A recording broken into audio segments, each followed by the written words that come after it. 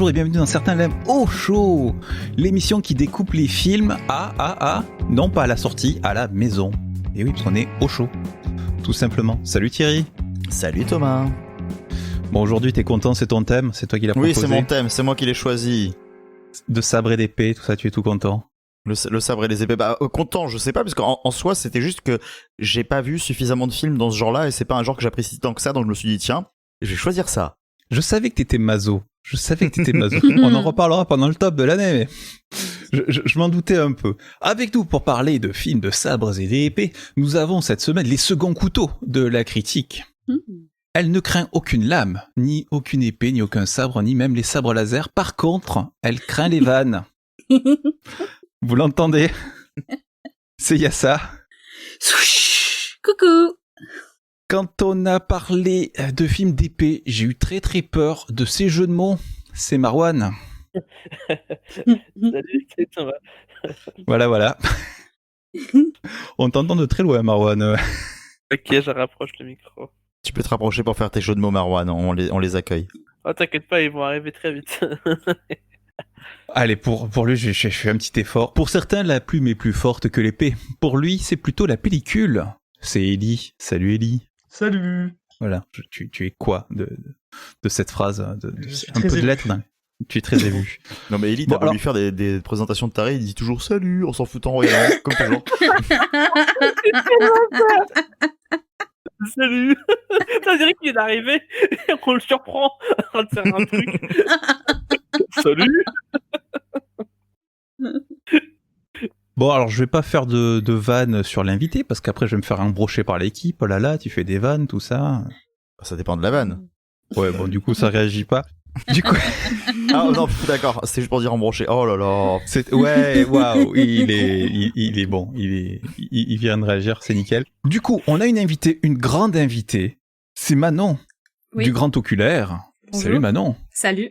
Salut. Tu es branché film d'épée, film de sabre? Enfin, pas du tout, alors c'était un peu une découverte aussi pour moi, parce qu'à l'origine, c'est un genre que je ne connais absolument pas, et j'ai été un peu prise au dépourvu quand on m'a dit de trouver un film de sabre et d'épée. Donc j'ai un peu dû chercher un peu loin ou un peu près dans ma mémoire pour trouver ma recommandation. Oui, d'ailleurs, on va le voir, on le verra dans l'émission. C'est toi qui nous a sorti le film le plus original, on va dire, par rapport au thème. Oh oui. Mais pourtant, et oui. Alors aujourd'hui, donc, on va compenser. Voilà, on va parler de films de bonhomme avec un gros épée, avec un gros morceau de métal qu'on va tenir à deux mains. Voilà. Je crois qu'il va y avoir de la psychanalyse après cette émission. Non, mais je tiens à préciser que Eleonore, qui s'occupe quand même des visuels pour cet épisode, m'a dit ouais, quand on regarde Conan, c'est un peu de la romance homo quand même dans le visuel.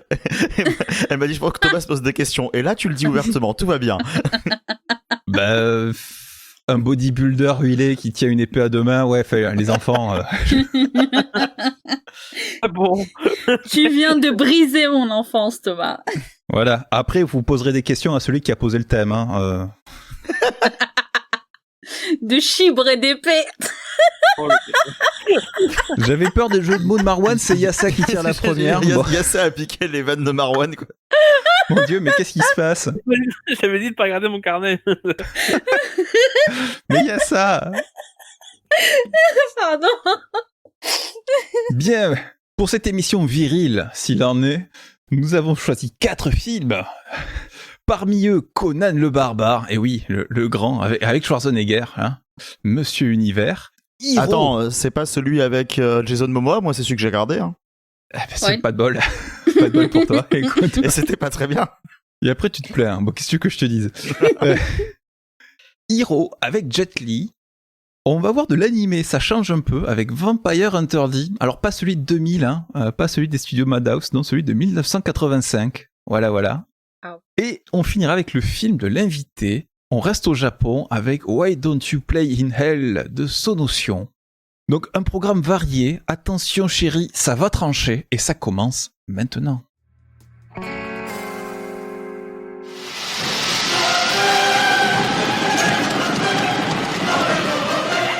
Out of an age undreamed of comes the most incredible adventurer of all.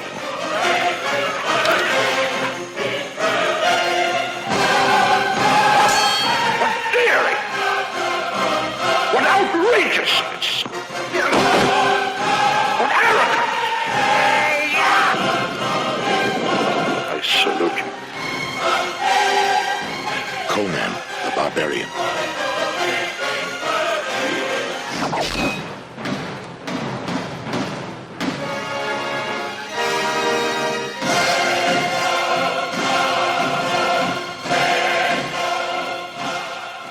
Ah, cette musique.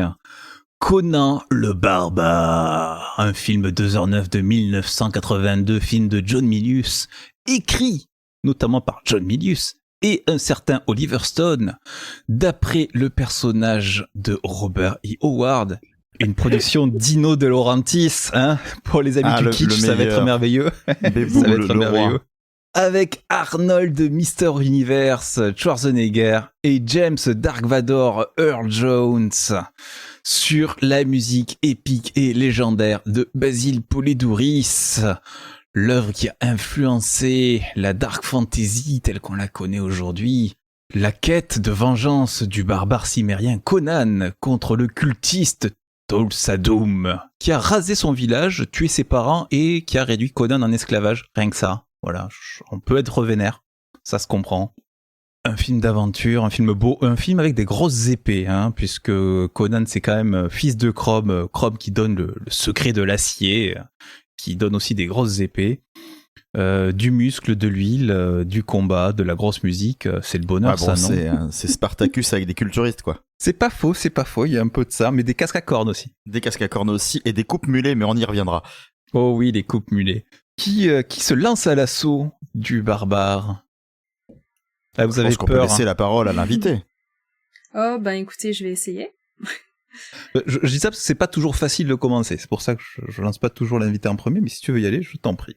Je vais essayer, écoutez.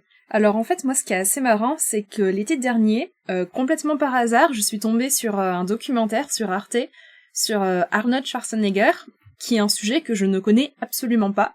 Et par curiosité, j'ai décidé de regarder ce que c'était. Et bon, pour moi, Arnold Schwarzenegger, c'était Terminator, et je ne savais pas ce qu'il y avait derrière, je ne savais pas ce qu'on pouvait trouver de plus et tout.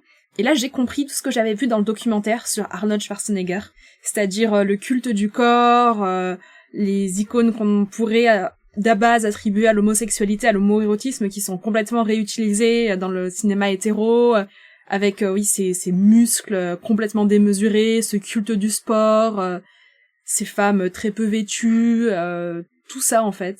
C'est vrai que les femmes peu vêtues, c'est tellement gay. Non, pardon. Oui, il y a ça, parce que rappelons que quand même Schwarzenegger, avant le cinéma, c'était quand même Mister Univers. C'était un champion de culturisme, quand même. Mais même plus que ça, c'est peut-être le plus connu il a réussi à forger sa personnalité avec ce concours qu'il a gagné plusieurs fois d'affilée. C'était le personnage idéal pour ce personnage de Conan. Ouais. Je pense qu'on pouvait difficilement trouver mieux que Arnold Schwarzenegger, qui représente tellement ce surhomme, en fait, au sens physique du terme, complètement démesuré, beaucoup trop musclé, avec un visage assez impassif, un visage un peu étrange d'ailleurs, avec la mâchoire complètement carrée. Je vois mal qui aurait pu remplacer Schwarzenegger dans ce rôle, hein, honnêtement. À cette époque-là, ouais, ça aurait été Cyril ferait difficile. très bien. Oh, Oui. merci. Il faudrait qu'il bosse son accent autrichien, peut-être. Ah, ça va, c'est pas compliqué. Ça fera un peu raciste et parodique, mais ça va. Et du coup, ton avis sur le film, au-delà du choix de Schwarzenegger? Bah écoute, moi c'était vraiment la grosse découverte, vraiment un genre que je connais très peu, une filmographie d'un acteur que je connais très peu, et beaucoup de kitsch à découvrir aussi, et j'en suis très heureuse honnêtement. Je me suis bien amusée devant le film, j'ai beaucoup apprécié certaines choses qui font un peu vieilli, un peu kitsch, font partie du charme du film aussi, font partie de l'époque justement de toute cette tout le summum de cette époque où le kitsch régnait. Donc ça m'a beaucoup plu au final, puisque c'est tellement représentatif de quelque chose que j'ai beaucoup aimé. Et c'est bien en fait, c'est l'histoire, on est très rapidement dedans, on se retrouve face à quelque chose qui est complètement dithyrambique, avec plein d'épées, plein d'un mec qui va buter tout le monde, super fort et tout. Et on se laisse emporter, on se laisse complètement emporter, on se laisse complètement... on est complètement tout petit face à toute cette démesure et on apprécie ce moment, je trouve, de pur spectacle hollywoodien, comme on en voit finalement plus beaucoup aujourd'hui, parce qu'on a un peu perdu cette mode ultra kitsch du super-héros surmusclé. Je sais pas, Captain America, il est un peu surmusclé, non? Ah, moins quand même que là. Moins. Ouais. Moi, il l'est beaucoup moins quand même. Ouais, puis Captain America Et n'est pas à Hulk. moitié à poil la moitié du temps, quoi. Mais Ouais, il est en combinaison moulante, je sais pas si vous Ouais, faut, mais Hulk, il est pas très... Hulk n'est pas il est pas vraiment sexy, encore, Hulk. C'est vrai que Hulk n'est super pas sexy. super huilé. Hein. Ouais, c'est pas faux. Mais ça, après, ça fait partie des tropes de ce qu'on appelle la sword and sorcery. C'est des archétypes, en fait, qui vont revenir constamment. Si on prend les romans de ce type-là, on va tout le temps retrouver un personnage principal à qui une quête est assignée et qui va commencer à évoluer au fur et à mesure.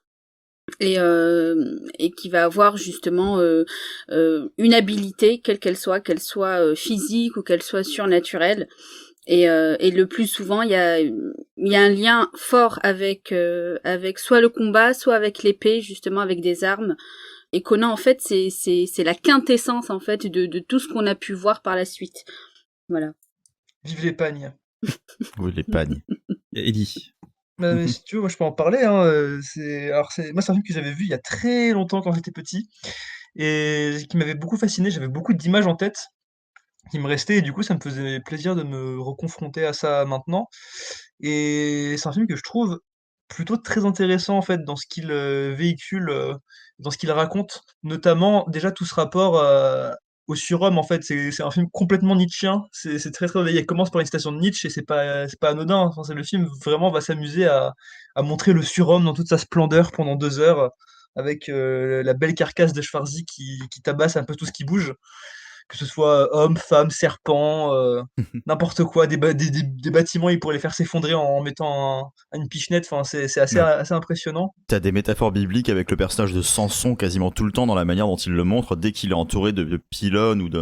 Ouais, ou puis, d'immeubles. mais d'ailleurs, c'est intéressant, ça, c'est qu'il y a un rapport qui est à la fois biblique, mais en même temps qui est très. Il y a beaucoup de paganisme, en fait, plus que une espèce de confrontation permanente entre les deux, et je trouve ça c'est assez intéressant. Et il y a aussi un truc que je trouve très, très intéressant, c'est qu'en fait, c'est un film qui arrive donc en 82 et qui arrive à un point de rupture un peu de l'industrie américaine avec l'arrivée de Reagan au pouvoir et cette espèce justement du mythe du héros réganien qui va se développer pendant toutes les années 80. Et je trouve que le film symbolise, se veut presque du coup littéralement ce passage de flambeau, cette nouvelle ère qui commence, avec donc le personnage de Schwarzenegger qui symbolise ce héros réganien et qui va défoncer donc tout le Sadoum et son culte qui ont quand même une grosse vibe hippie si on regarde bien, enfin pas forcément au début mais dès qu'on voit le culte qui se développe, on dirait vraiment c'est Woodstock en fait, mais c'est Woodstock à la préhistoire quoi, le culte de tout le Sadoum.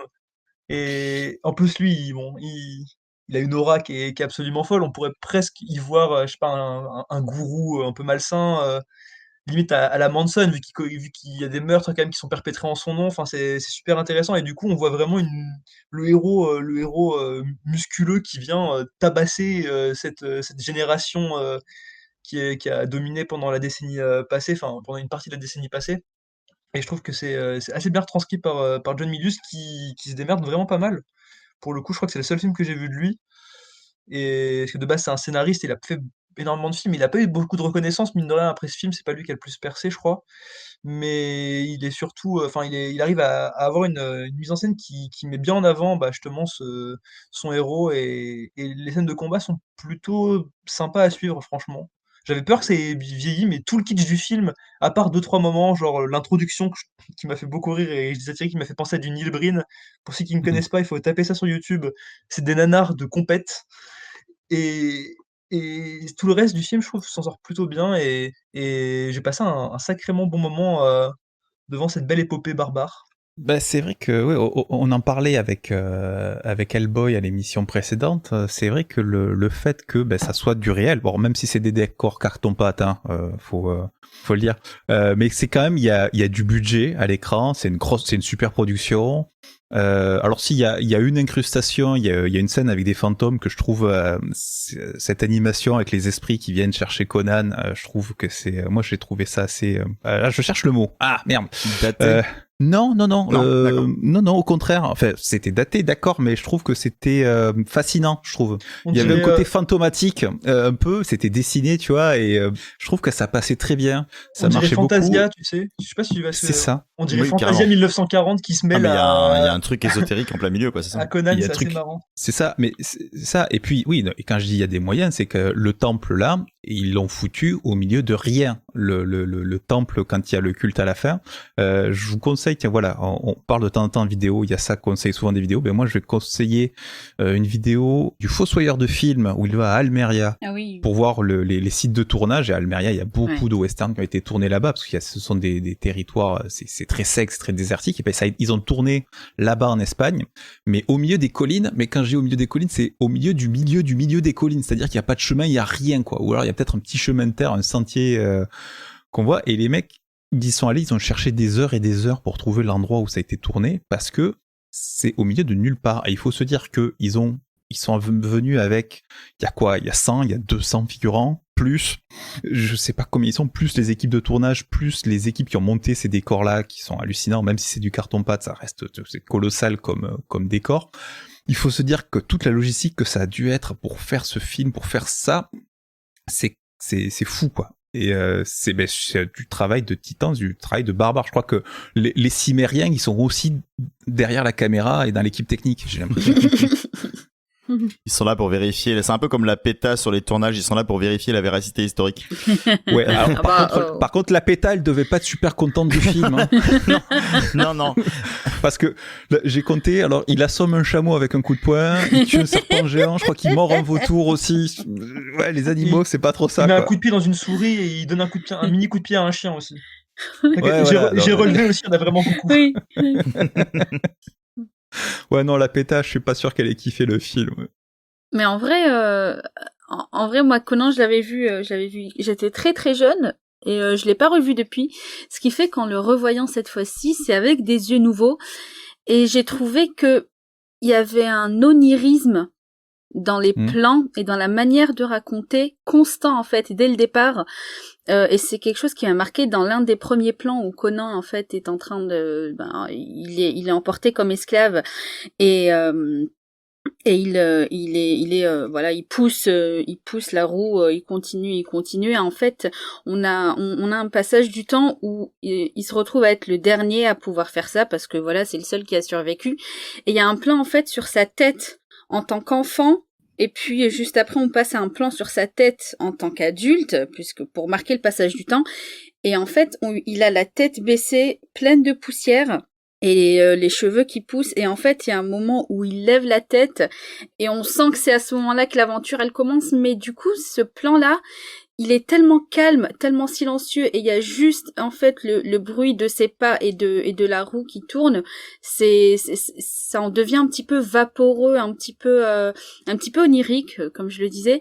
Et ça ne quitte, en fait, je trouve que ça ne quitte pas l'ambiance du tout. Ça reste à travers le film tout du long, quels que soient les moments, le moment où il rencontre la sorcière, le moment où il rencontre Valéria, où il passe la nuit avec elle, le moment où il se fait soigner, entre guillemets, sans trop spoiler. Et c'est quelque chose qui, en tant qu'enfant, je l'avais absolument pas remarqué, parce que ça m'était carrément passé au-dessus. J'étais focalisée sur la force, le combat, enfin tout ce qui est un petit peu in your face. Et là, en fait, je l'ai réellement apprécié d'une manière totalement différente. Et ce qui m'a donné, en fait, envie de relire les livres, du coup, pour aller voir un petit peu... ça fait longtemps que je les ai lus aussi, donc pour aller un petit peu repêcher, voir un petit peu s'il y a cette ambiance-là aussi. Ouais, d'ailleurs, les bouquins, là, j'ai une pile de DVD, mais j'ai aussi une pile de bouquins, et il y avait un des bouquins Conan, parce que Brajlon a réédité les récits de Conan, parce que c'était des nouvelles dans des revues pulp. Oui, c'est ça. Et ils ont publié donc dans l'ordre de parution, donc ils ont changé, ils ont retraduit, et avec une très très belle couverture en simili-cuir. Voilà. Oh. Je pense que c'est du simili. Venant de Conan, c'est peut-être du vrai, mais je suis pas sûr. Ne me le montre pas, Thomas, je risque de te le piquer. Je vous enverrai la photo. Voilà, je vous mettrai une petite photo, histoire de... Je crois que je l'ai mise en plus sur le... donc c'était juste comme ça pour crâner. Moi, j'ai ça. Et non, je l'ai pas lu complètement. J'ai commencé à le lire, mais c'est vrai qu'il y a cet aspect. La magie est omniprésente en fait dans les récits, et c'est toujours des récits de légende. C'est-à-dire qu'il y a des personnages mystiques, des personnages magiques, des personnages divins qui viennent. Et Conan les voit, il sait pas s'il a halluciné, s'il les a vraiment vus, s'ils étaient vraiment là, ou si c'est lui qui a pris un pet au casque, mais littéralement, c'est-à-dire qu'il a pris un coup. Bon, il est très blessé dans le film. Enfin, dans le ça bouquin. fait partie de son archétype de quête, de personnage de quête initiée, qui a une quête initiatique en fait. Tu vois, c'est-à-dire qu'il commence et au fur et à mesure, il apprend, il découvre les choses, il apprend à accepter ou à réfuter certaines choses.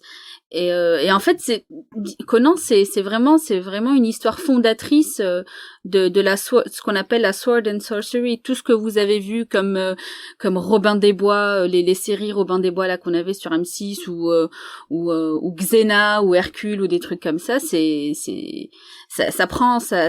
va piocher dans les récits de Robert Howard. Hein. Et puis même, je trouve que aussi dans l'esthétique, dans la mise en scène, on a ces scènes mythiques, ces scènes baston, cette grosse musique, parce que on a la musique de Basil Polidoris qui est une référence dans le thème. C'est le genre d'œuvre, à mon avis, s'il n'y avait pas le film Conan, je suis pas sûr qu'on ait un jour un Seigneur des Anneaux comme on l'a eu, par exemple. Totalement. Moi, alors ça, je suis pas spécialement d'accord parce que je ne trouve pas du tout que les thèmes de Howard Shore s'approchent des thèmes de Basil Polidoris, bien au contraire. Non, mais je comprends ce que veut dire Thomas. Pour moi, il s'en inspire même pas du tout, en fait. Donc, si tu veux, d'accord, ça a apporté la fantasy au cinéma, et je dirais que ça a apporté, enfin, là, si on parlait de musique, non, par contre, ça a apporté le fait qu'on donne du crédit et du budget à ce genre de film. Et ça, c'est quelque chose d'assez présent. Je pense que je sais pas Thomas, mais je pense que c'est dans ce sens-là que tu mais c'est ça, dans le sens, on met une grosse production, puis on a du fantastique, on a du matos, on a de l'ornementation. Là, tout est ornementé, il y a les épées sont gravées, les détails sur tous les accessoires, sur tous les décors sont assez fous. Je trouve que on a une œuvre qui se pose là, quoi. On a une référence du genre ici. N'est-ce pas, Marwan? Pour une fois, je n'ai pas vu le film. Enfin, je n'ai pas revu le film, je l'ai vu quand j'étais gamin. Voilà, j'ai vu tout le reste. Par Chrome, tu seras châtié. Non, mais c'est un acte de protestation, tu vois, c'est pour ça. C'est pour les gens huilés qui se la pètent avec leurs pectoraux, ça commence à m'énerver tout ça. Je fais ouais, ok. Mais tu préfères rester dans l'Asie du Sud-Est. Comment? Tu n'aimes pas les guerriers aux cheveux longs et aux grosses moustaches? Bah ouais, tout simplement parce que moi, ma moustache, déjà, elle a du mal à pousser. Et ça me met un certain complexe personnel. Donc voilà. Je me suis dit non, je préfère rester chez les personnages de héros qui ont la moustache un peu clairsemée. Plus clairsemée comme moi, tu vois. Ça me rapproche un peu de ces personnages-là. Donc voilà. Donc j'ai pas eu le temps de le revoir. Mais c'est un film où j'ai des très bons souvenirs et c'était très intéressant de vous écouter. Mais je compte le voir, mais c'est juste que là, vu que je n'ai pas pris le temps de me caler devant, bah je ne peux pas forcément me parler et je préfère vous laisser la parole vu que vous avez de beaux arguments. Par contre, j'aimerais juste dire un truc. Je suis contente quand même que Schwarzenegger n'ait pas eu autant de lignes de dialogue parce que quand même, je trouve qu'il joue pas très bien. Cochon, hein. C'est pas tout à fait ça. Hein. Alors, la légende veut, j'ai lu dans les anecdotes IMDb, alors c'est à prendre avec des pincettes, qu'il s'était fait copain avec James Earl Jones avant le tournage et que donc il aurait donné des conseils de fitness à James Earl Jones et qui lui-même lui aurait donné des conseils de comédie. Alors ça a pas trop marché sur le film, visiblement, mais même pas de comédie, mais de jeu tout court. Il y a quelque chose qui passe pas quand même. Je veux dire, il y a des scènes où il parle et je lui dis mais juste tais-toi, je préfère te voir faire que dire. Ah ben il a pas été recruté pour son jeu d'acteur, je pense. Oui, c'est sûr, clairement. Mais d'ailleurs, ce que je voulais dire, c'est que je trouve que le film est excellent dans les parties où il n'y a pas beaucoup de dialogue de manière générale, en fait. Ouais. C'est que ce soit le tout début ou par exemple la toute fin, il n'y a pas un mot qui est dit. Et c'est juste fascinant parce que le travail de l'image est très très bon et même juste le culte du corps suffit à faire comprendre tout ce que Conan véhicule, alors que dès qu'il parle, on le prend moins au sérieux, quoi. C'est pas faux. Un peu triste. Bah oui, écoute, son truc c'est l'épée à deux mains, hein. C'était pas... Mais en fait, quand il parle, ça fait un peu imbécile heureux, quoi. Ah, le rire quand il est attaché à son arbre et que son pote vient le sauver. C'est merveilleux. On devrait remonter Conan en remplaçant les rires de Conan par les rires de Yassa. Ah non. Ah non, sacrilège, non. Tant pis. Bon, ça y est, c'était le seul film occidental de la Moi, j'ai sélection. pas du tout donné mon avis au fait. Hein. Je crois. Thierry, alors oui, on depuis tout à parlait l'heure, de non, personnes. Oui, Oh. mais justement. On parlait de longs cheveux, c'était une perche. Voilà, je t'en prie, Thierry. Moi, du coup, je l'ai pas revu depuis que je suis tout petit. Donc du coup, moi, c'était pas du tout un film qui me plaisait quand j'étais petit parce que moi, j'avais connu Schwarzenegger dans sa période 90. Donc contrairement à Manon qui, elle, tu vois, toi, Manon, t'as l'air de l'avoir découvert un petit peu justement grâce à ça et ton documentaire. Moi, c'était mon héros d'enfance, quoi. Donc forcément, je connaissais même pas Terminator 1, j'étais à fond sur Terminator 2 parce que c'est sorti quand j'avais 6 ans, donc forcément ça me parle.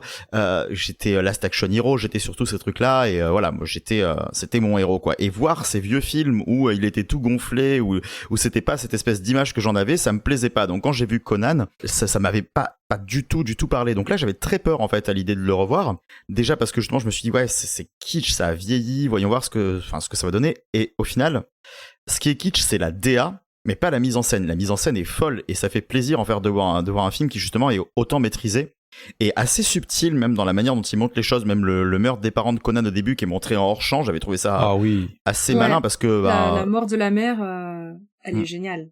C'est ça.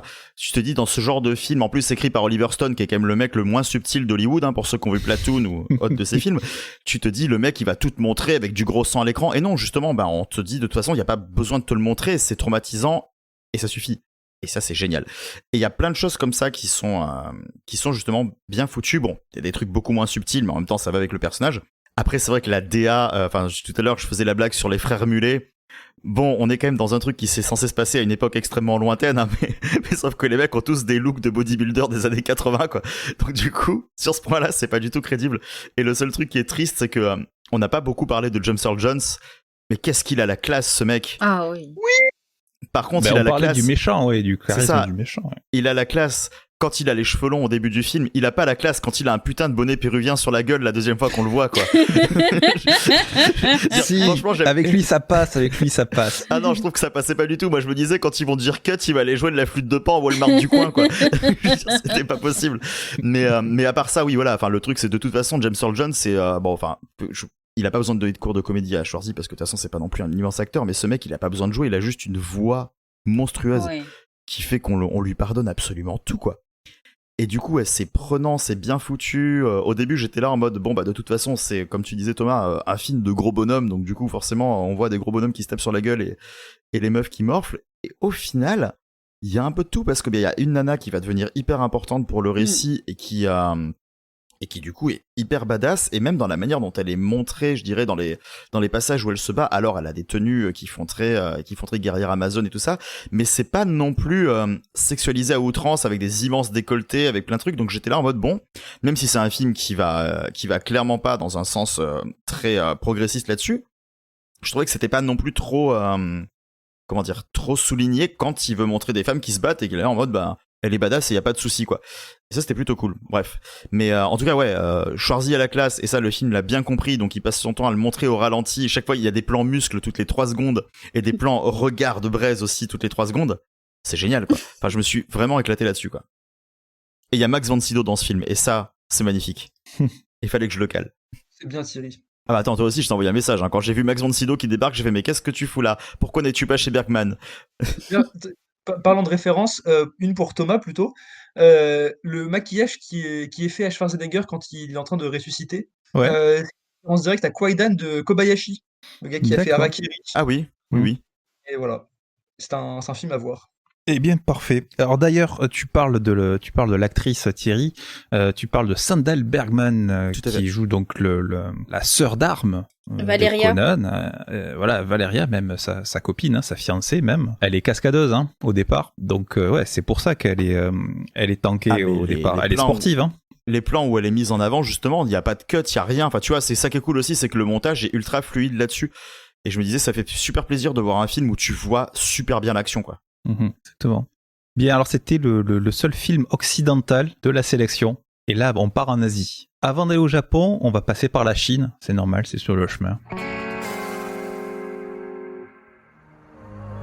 Dans une contrée lointaine déchirée par la guerre, 3 assassins élaborent le plan suprême.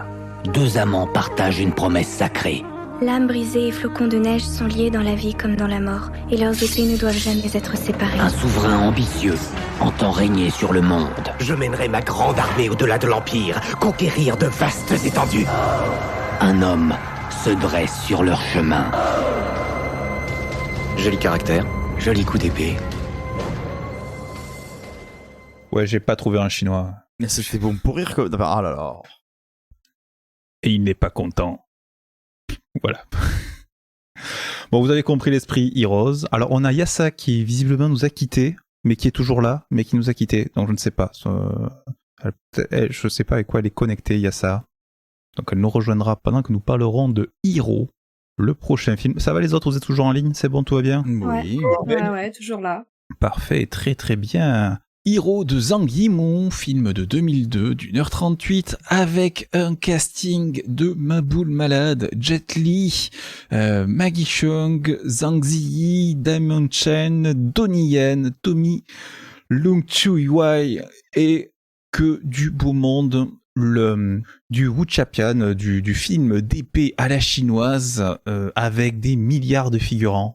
Et des gens qui se battent à l'épée sur l'eau, dans les airs, qui font des tourniquets dans tous les sens, avec des gouttes, des pinceaux, des flèches par milliards. De la belle production. Thierry, tu nous l'as proposé, alors je crois comprendre pourquoi tu nous l'as proposé, parce que c'est un film visionnaire, même s'il est fait en 2002, sur le Covid. Hein, je vais résumer l'histoire. Hein. C'est l'histoire d'un préfet de région chinois qui va rendre visite à son roi... Le roi Qin, le roi de Qin, son roi est confiné. Oui, parce que c'est une période trouble. Il y a une épidémie de guerre et d'assassinat dans les 7 royaumes. Hein, voilà. Alors le roi, il a mis en place des règles barrières. Déjà, il finit les réunions à 6 ou plus. Hein, donc finit les réunions de 7 royaumes. Il veut un seul empire. Et puis aussi, il a mis en place une distance sociale, c'est-à-dire qu'on peut pas l'approcher à 100 pas, tu vois. Les 1 mètre dans les files d'attente, c'est pour les petits joueurs, lui c'est 100 pas. Mais le petit fonctionnaire, il peut venir plus près, parce que lui, il a un test PCR, c'est bon. Et il va raconter au roi comment ça s'est passé, le test PCR. Donc en gros, au lieu de se mettre un coton-tige dans le nez, il doit planter son épée dans le corps des opposants politiques qui veulent assassiner le roi. Voilà. Et il ramène les armes en guise d'attestation. T'es allé vachement loin pour faire cette métaphore. Hein. Ouais, mais je trouve que ça marche bien, non? Vous avez compris le film ou pas? Non, enfin, bof. Je t'avoue que c'est compliqué. Hein. Mais bien essayé en tout cas. Vraiment. Après, tu peux dire que du coup, il y a des rebondissements parce que par exemple, tout à coup, en fait, il se rend compte, il avoue qu'il a pas fait de prise de sang, mais qu'il a fait seulement en antigénique et que c'est valable qu'à 40%. C'est ça. Alors, c'est ça. Après, il y a des retournements de situation. Bon, en gros, c'est un héros sans nom. Voilà. Donc, le héros solitaire sans nom. C'est Clint Eastwood. C'est ça. C'est Clint Eastwood. C'est le Clint Eastwood chinois qui est joué par Jet Li. Voilà. C'est un peu les mêmes, hein. Qui est récompensé par l'empereur parce que il a abattu les assassins qui conspirent contre le roi Qin. Le roi Qin qui est quand même connu pour avoir unifié les 7 royaumes et fondé l'empire chinois. Donc après, quelle est la part de légende, quelle est la part de vrai dans cette histoire-là en particulier? Bon, je ne sais pas. Moi, je pense que les gens se battaient vraiment dans les airs en faisant des tourniquets, mais bon, ça après... Bah oui. Ouais, voilà. Tu racontes, le mec, sérieusement. Ah, mais pourquoi tu dis ça? Hein? Ouais, hein, c'est vraiment mieux. Hein. Tout est vrai, c'est vraiment arrivé. Ah oui. Et il marchait sur l'eau et tout. Non, il marchait pas sur l'eau. Il plantait l'épée dans l'eau pour flotter dessus. C'est l'épée qui flotte dans l'eau. Zhang Ziyi aussi, elle court sur les murs, hein, donc c'est la preuve que c'est possible. Ça. Et donc, comme il a abattu les grands ennemis, il est autorisé à s'approcher à 20 pas de l'empereur et à prendre le thé avec lui. Voilà, ce qui est quand même cool. Mais Thierry, pourquoi tu nous as proposé ce merveilleux film? C'est la question que tout le monde se pose. Il va relancer le conducteur. C'est grave, j'ai beaucoup aimé ça. Alors déjà pourquoi pas, hein, voilà. Et déjà, voilà. Et non, bah en fait, je vous ai proposé ce film parce que c'est le premier Wuchapian que je pense avoir vu en fait, et je l'ai découvert en salle. Et c'était assez impressionnant d'ailleurs parce que dans les salles près de chez moi, enfin c'était les petites salles où je devais faire 30 bornes de vélo pour y aller, et il y avait qu'un seul film. Donc généralement c'était toujours la grosse bobine américaine, et cette fois-là ils nous mettent un film asiatique. Je ne connaissais pas Zhang Yimou, j'avais 15 ans, j'y suis allé en mode qu'est-ce que je vais voir, et j'ai été subjugué. Et je suis très content de l'avoir découvert jeune et de ne pas connaître le genre, parce que du coup là je l'ai revu, et c'est vrai que à chaque fois que je le revois un petit peu, Et là, surtout particulièrement, je suis un petit peu plus déçu. Je vais expliquer pourquoi. Et c'est vrai que je pense que plus on connaît les Wood Chappian, moins Hero fonctionne. Mais par contre, c'est une très très belle porte d'entrée au genre. Donc ça, c'est plutôt chouette et c'est plutôt positif. Du coup, ouais, voilà pourquoi j'avais aimé, parce que justement, il y a un travail sur le film de sabre que je trouve assez magnifique, qui est prenant. Il y a une intrigue, voilà, avec des intrigues à tiroir, avec des retournements de situation constants qui, à moi, avaient totalement fonctionné. J'avais vraiment, vraiment adoré. Et on a, voilà, justement, cette espèce de notion d'héroïsme, cette notion de faux héros, cette notion d'héros qui pense au peuple, mais qui en réalité pense à lui. Et j'avais énormément aimé cette histoire à l'époque, ça m'avait beaucoup touché, voilà, comme tout adolescent peut être touché par ce genre de film. Et après, voilà, tout le travail, dont j'avais pas forcément conscience à l'époque, sur les couleurs, sur la manière de jouer. On a tout un passage aussi où il compare, en fait, la manière des sabreurs de travailler, de manier leur épée avec la calligraphie, en disant que quand on regarde la calligraphie de quelqu'un, on se rend compte de comment il se bat et de comment il manie son épée, que c'est comme ça qu'on arrive à le vaincre, parce qu'en réalité, il faut sonder son âme et rentrer à l'intérieur de lui. Et moi, ça m'avait totalement subjugué. Mais c'est vrai qu'en le revoyant, je me rends compte qu'il a quand même pas mal de petits défauts. On a une période où Zhang Yimou a énormément commencé à changer son type de carrière, donc il sort un petit peu des films qu'il faisait avant, donc je pense au Sorgoro, je pense à Épouse et Concubine qui sont magnifiques, et même si Hiro et Le Secret des Poignards Volants qui va faire juste ensuite restent pour moi deux très bons films de Yimou, c'est un petit peu le début de la descente, et au final on voit quelques défauts. Il y a du CGI, pas du CGI, mais il y a des effets qui commencent un peu à dater dans les flèches, dans tout ça, et qui sont pas très beaux, et finalement, ils sont pas très bien filmés. Et il y a un côté, en fait, je trouve, dans sa manière de filmer, justement, les choses, qui ne prend pas assez son temps, en fait, et qui va pas trop s'en sortir. Et ça, on se rend pas forcément compte quand on connaît pas trop le genre, mais quand on voit un truc comme A Touch of Zen dont on avait parlé quand on avait fait Carlotta, là, ça m'apparaît assez flagrant de me dire que ouais, c'est un Wood Chappian un peu en mode fast-food, un peu en mode blockbuster du Wood Chappian qui a compris le genre, mais qui sait pas si bien l'exploiter que ça. Mais malgré tout, j'ai passé un immense moment, et du coup, j'espère quand même que vous aussi, parce que je voulais pas conseiller pour rien. Pour le coup, moi, j'ai vraiment apprécié ce film parce que de base, je n'ai pas forcément une culture ciné de ce genre-là. Donc j'en ai vu quelques-uns, mais sans forcément avoir ce bagage qui m'aurait permis d'avoir le regard que tu as aujourd'hui. Et pour le coup, j'ai vraiment passé un très bon moment. Ça me faisait plaisir parce que je faisais les liens rapidement avec, tu vois, avec les Matrix qui eux-mêmes faisaient référence à tous ces films de ce genre-là, qui jouent beaucoup sur les envolées aériens, dans les affrontements et tout. Et je trouvais ça vraiment passionnant dans la façon dont c'était filmé, dont cette poésie. Et j'aimais beaucoup aussi le côté où un peu Rashomon de l'histoire racontée. Et au fur et à mesure, en fait, l'histoire elle est différente, elle est changée, elle est même si elle est montrée. Moi, j'adore en général ces films qui jouent avec ce qui est montré à l'image pour finalement nous faire comprendre qu'en fait, ce qui est raconté, c'est pas forcément ce qui est vrai, c'est juste des images qui viennent des mots du personnage. Donc vraiment, t'as un jeu de subjectivité qui est aussi très intéressant et qui, je trouve, est sublimé par l'idée des couleurs. Je trouve que les couleurs, en fait, sont souvent très exagérées dans le sens où on nous appuie encore une fois qu'on n'est pas dans le réel de l'histoire, mais on est dans ce qui est raconté, dans ce que les personnages peuvent imaginer dans ces symboliques-là, en fait. En gros, ils poussent les symboliques d'une explication de ce qui est raconté, et ça, j'ai beaucoup aimé en soi. Oui, parce que de toute façon, tous les passages très exagérés qu'on voit, les passages aériens, comme disait Thomas et tout ça, c'est que des passages qui sont racontés et qui ne sont jamais ancrés comme étant la réalité. Ouais, et puis même, le passage des couleurs, c'est dès qu'on change de narrateur, toutes les couleurs changent. Enfin, on dirait qu'on a changé de filtre, alors que c'est pas du filtre, c'est juste des décors et des costumes. C'est incroyable. C'est un travail de fou là-dessus. Ouais. Et puis même ces acteurs, tous très beaux, tous vraiment quand tu parlais de ce côté blockbuster, je suis d'accord avec toi, c'est vraiment ce côté où ils sont tous très dans le charisme ou dans la beauté genre absolue. Il n'y a pas du tout de l'idée je veux dire, des acteurs beaucoup plus nuancés dans leur visage, dans ce qu'ils peuvent représenter. C'est vraiment des. Ah, et puis c'est même des superstars quoi en plus. Le roi est très beau, ouais c'est ça, ils sont tous très beaux dans tous les cas, tous. Il y a pas, voilà, mais sinon vraiment j'ai beaucoup aimé. Et il y a aussi c'était le moment le plus kitsch, mais j'étais mort de rire mais tout le long, c'est le combat sur l'eau. Ah oui. Ah oui, il plante l'épée dans l'eau pour flotter et repartir, quoi. Ouais. Oui, ou quand ils se poursuivent dans l'eau et tout, c'est trop drôle. Voilà, j'étais mort de rire tout le long. Non, c'est vraiment un très beau film, je te remercie Thierry. Voilà. De rien, même si ça t'a fait rire. Excuse-moi, mais oui. Non, tout le reste, je trouve que vraiment est encore très juste, même si oui, ça a vieilli. Mais oui, la scène de l'eau, je trouvais ça trop drôle. Mais oui, et même, enfin, c'est très beau, même si je trouve personnellement que l'histoire d'amour est magnifique. Mais j'ai l'impression qu'il y a un truc qui manque, ou genre, c'est pas assez développé pour que à la fin, ça puisse vraiment nous, personnellement, ce que j'ai ressenti, que ça puisse vraiment nous tirer une larme ou nous faire sentir l'implication des personnages. Mais après, l'aspect politique, en tant que tel, est vraiment très bien traité. Et voilà. Ou alors l'histoire d'amour, c'est juste que... L'histoire d'amour, c'est juste qu'à la fin, elle veut pas prendre sa carte au Parti communiste, donc évidemment, il part, il en peut plus, c'est normal. Ah là là, ah, Thomas, tu connais, qu'est-ce que l'amour?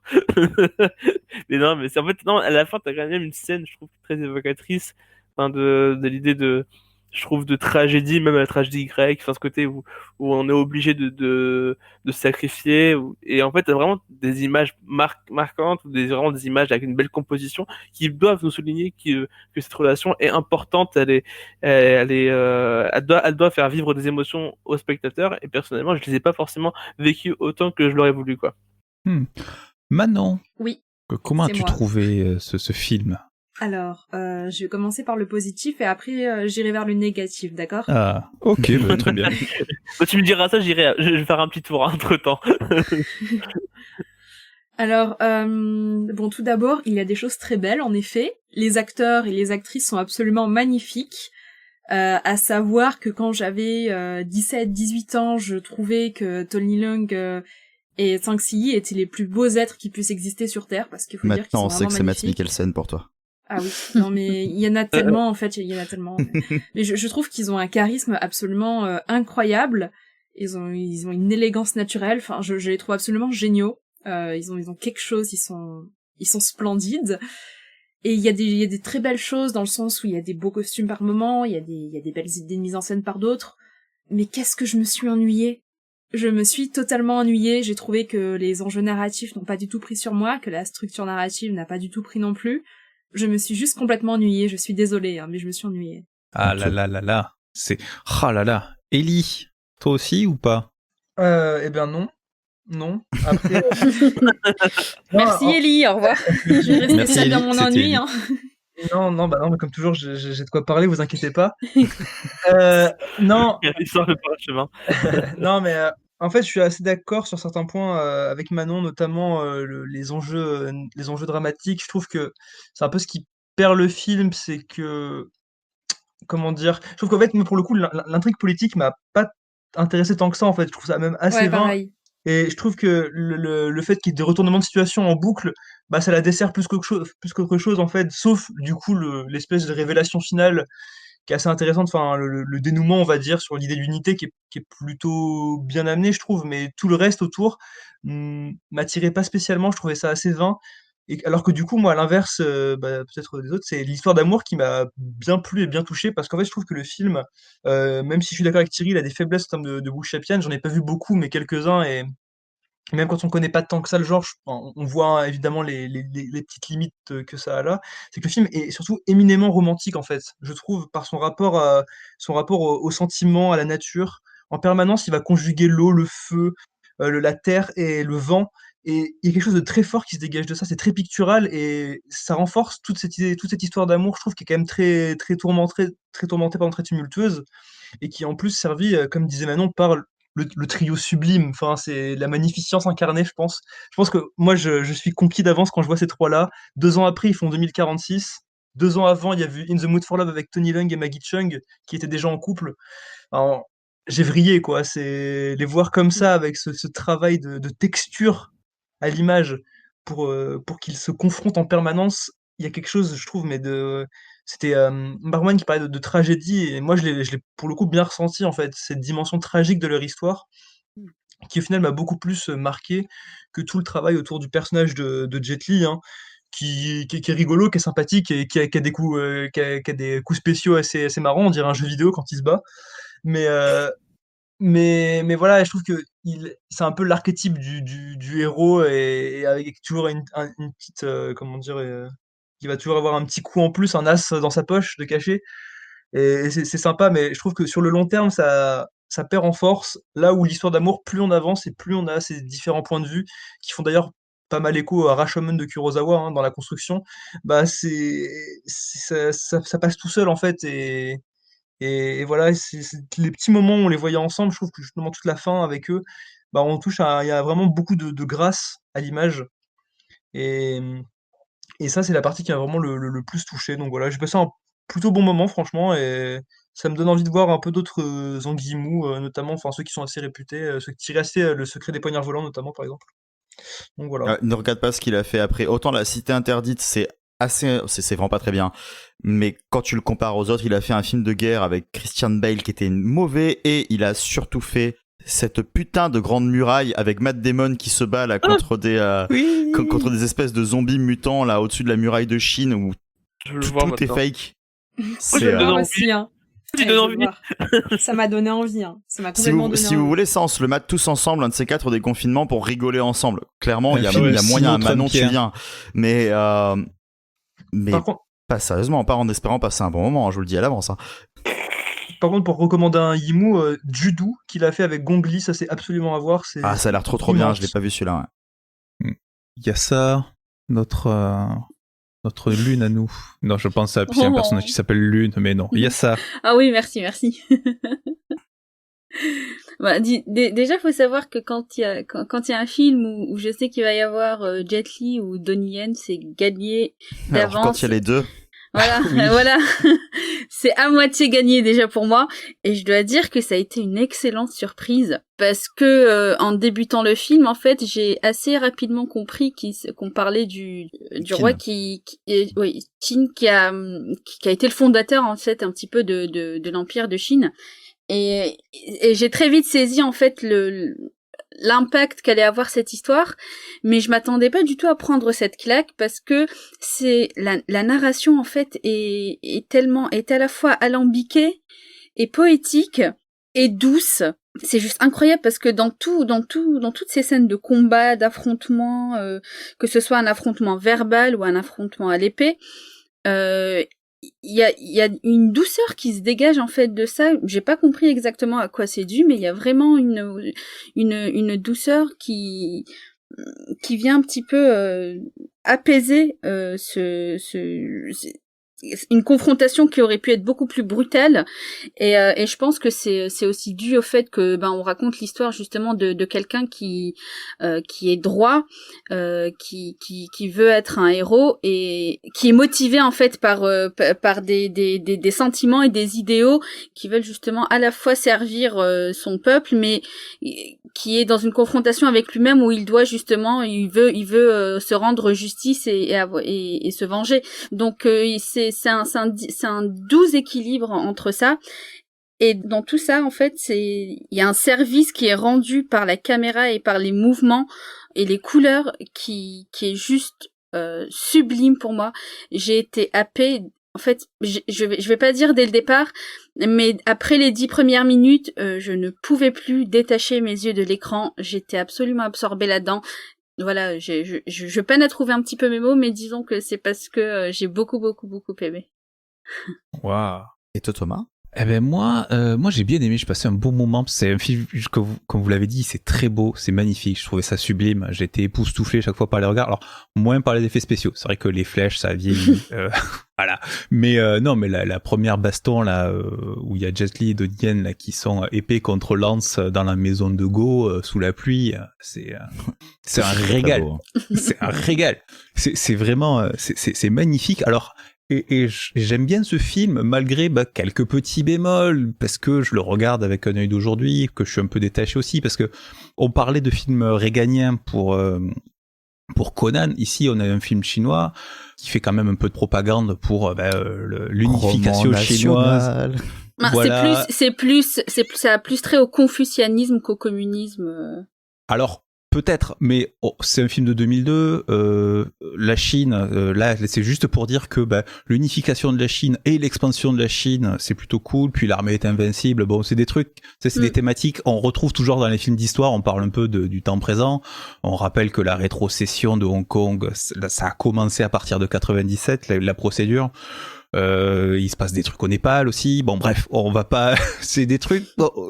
Voilà, on y pense en fait quand on voit ce film-là. Mais bon, tous les films font des propagandes, donc il y a pas de. Enfin, une fois qu'on s'est détaché de ça, ça y est. Et on profite du spectacle. Voilà, j'ai une petite pensée pour Zhang Ziyi qui passe le film à pleurer. Voilà. Alors que Zhang Ziyi est probablement, enfin avec Jet Li, la personne qui se bat sûrement le mieux de tout le casting.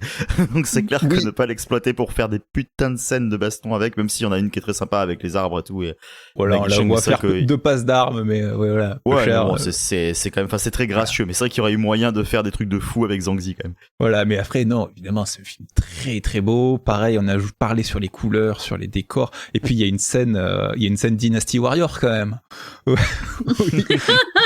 Où il y a 2 personnages qui attaquent un fort à 2, quoi. Enfin, je veux dire, bam bam bam, ils te défoncent des gardes dans tous les sens, c'est jouissif. Non, c'est un vrai plaisir.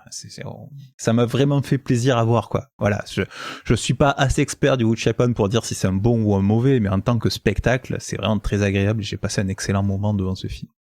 Bon je suis quand même ravi d'avoir été un petit peu déçu de mon revisionnage pour que vous soyez aussi content, à part Manon qui s'ennuie, même si je ne sais pas exactement pourquoi. Après, il y a aussi un truc sur les récits dans les récits, c'est vrai qu'au bout d'un moment, ça fait récit dans le récit, ça fait poupée russe au bout d'un moment, voilà. Mais ouais, du coup, moi j'ai bien aimé impliqué ça. Nulle part. Je me sentais pas impliquée en fait. J'avais vraiment du mal à me concentrer sur un récit. Et quand on passait à l'autre récit, je me disais, ah ben tiens, ah oui, ah ça a changé. Et à la fin, j'ai fait, ah, et ben voilà. Et j'ai pas eu ce moment où je n'ai pas été complètement emportée par cette histoire. Je n'ai pas eu ce moment magique où j'ai complètement profité du spectacle. Non, il y avait toujours de l'ennui, même si, comme j'ai déjà dit, c'est vrai qu'il y a des beaux moments de cinéma. Il y a aussi, effectivement, vers la fin, des sursauts pendant lesquels, effectivement, j'étais un peu plus dans le film. Il y a quelques belles scènes, mais ça n'a pas pris sur moi. Mais ça, pour le coup, je le comprends parfaitement. Mais en fait, ouais, je vois ce que tu veux dire par rapport à la construction narrative qui t'a pas forcément aidé à t'impliquer. Et c'est vrai que pour reprendre la comparaison avec Rashomon, qui est du coup le premier à avoir vraiment fait ça au cinéma, c'est que là, les transitions dans Hero sont pas vraiment... Enfin, on ressent pas d'impact quand ils se mettent à raconter l'histoire d'un autre point de vue, en fait. Il y a juste les couleurs qui changent, mais on se dit pas... Oh là, il va se passer un truc important où on va avoir vraiment une nouvelle perception forte de ce qui va se passer, ça va complètement changer la vision. C'est juste quelqu'un qui donne un autre point de vue, complètement différent, mais à l'opposé c'est radical, quoi. Enfin, le premier changement entre Jet Li et le roi, enfin, ils racontent tous les deux théoriquement la même histoire, juste de leur point de vue, et on a l'impression que les deux vivent dans 2 dimensions parallèles, quoi.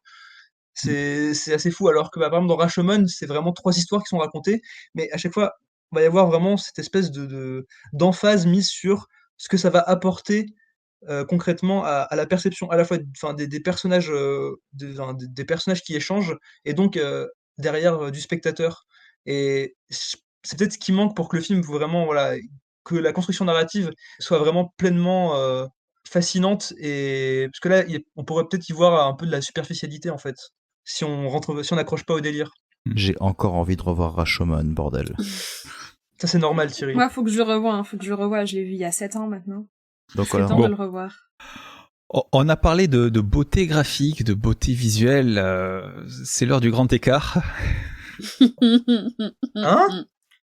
Ah, il y en a un qui est pas d'accord, tu vas voir. Il y en a un qui est pas d'accord. Bon, alors très bien, ça va être l'heure du... Là, le débat va être un peu plus chaud, je pense, au prochain film. On part pour le Japon. Vite, transitionne.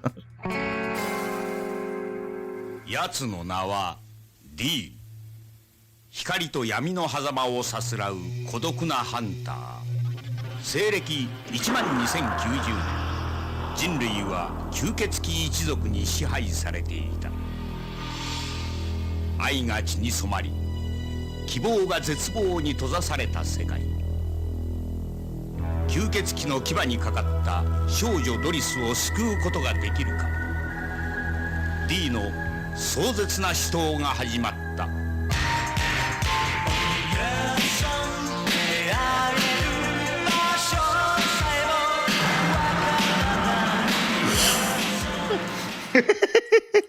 Bienvenue dans les années 80. Ça valait le coup de laisser la musique. Il était pas prête pour ça. Oh, ça rigole, oh là là là. Bon. Vampire Hunter D, film d'animation de 1985. Des studios Ashi, réalisé par Toyo Ashida, d'après les romans d'Hideyuki Kikuchi et le character design de Yoshitaka Amano. Un gars qui est connu notamment pour un petit jeu vidéo qui a pas percé, Final Fantasy. Pas du tout même. Quoi? Ne pas confondre avec le film de 2000 Vampire Hunter D Bloodlust.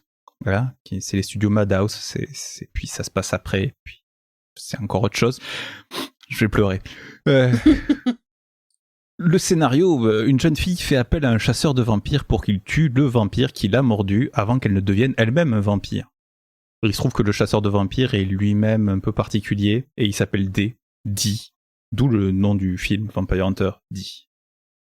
Vous arrivez à suivre, c'est bon cette fois-ci. Limpide. C'est limpide. Film d'animation donc proposé par notre ami Ellie. Toujours là. Qu'on a accepté en pensant qu'il s'agissait du Bloodlust et en fait non. Et du coup, Ellie, je te laisse commencer. On savait que c'était pas Bloodlust avec toi. Ouais, c'est vrai ça. Moi j'ai cru, j'étais naïf. Non, j'avais précisé dans la conversation de 1985 de Toyo Ashida. Je m'étais vérifié parce que du coup, Thierry m'avait posé la question et toi aussi. J'ai lu un peu vite. Et voilà, du coup, c'est pour ça que j'ai vérifié quand même après coup en me disant peut-être que je leur ai vendu du rêve. et visiblement c'est le cas parce que alors rêve ou cauchemar, des deux retours que j'ai eu, j'ai vu la note Sens Critique de Thomas en notant moi-même le film. Je me suis dit que ça allait être un enregistrement compliqué et j'ai vu Thierry Thierry m'en a parlé. Je me suis dit que ça allait être un enregistrement très compliqué parce que moi je trouve le film vraiment bon en fait. En fait c'est une sorte de western gothique qui est beaucoup inspiré des films de la Hammer. Et il y a un côté post-apo fantasy en même temps, il y a une BO qui mélange du Giorgio Moroder avec du Badalamenti niveau ambiance. Et en gros, voilà, c'est une espèce de. C'est un peu. On parlait tout à l'heure de L'Homme sans nom, on faisait une blague sur Clint Eastwood, mais là, c'est exactement la même chose, Ah, là, oui. dans un univers complètement différent, en fait. C'est littéralement le même délire. C'est un western spaghetti, mais avec un mec qui a une épée et qui se bat contre des démons au lieu de se battre contre des cow-boys. Mais. C'est Ken le survivant, mais chez les vampires, quoi. Ouais, exactement. Mais le film est très a quelque chose de très aussi anthologique. Enfin, il y a vraiment un côté, il va cumuler un nombre colossal de mythologies, de références, et il va comme ça véhiculer quelque chose de très spectral en fait tout le long, qui va vraiment animer le récit, qui lui-même est porté par une caméra qui va être assez souvent en mouvement. Et voilà, il y a quelque chose de, je sais pas, de très, moi qui m'a vraiment envoûté dans le film. J'étais vraiment aux côtés de Dee à me balader et à en prendre plein la gueule parce que je trouve le film absolument sublime.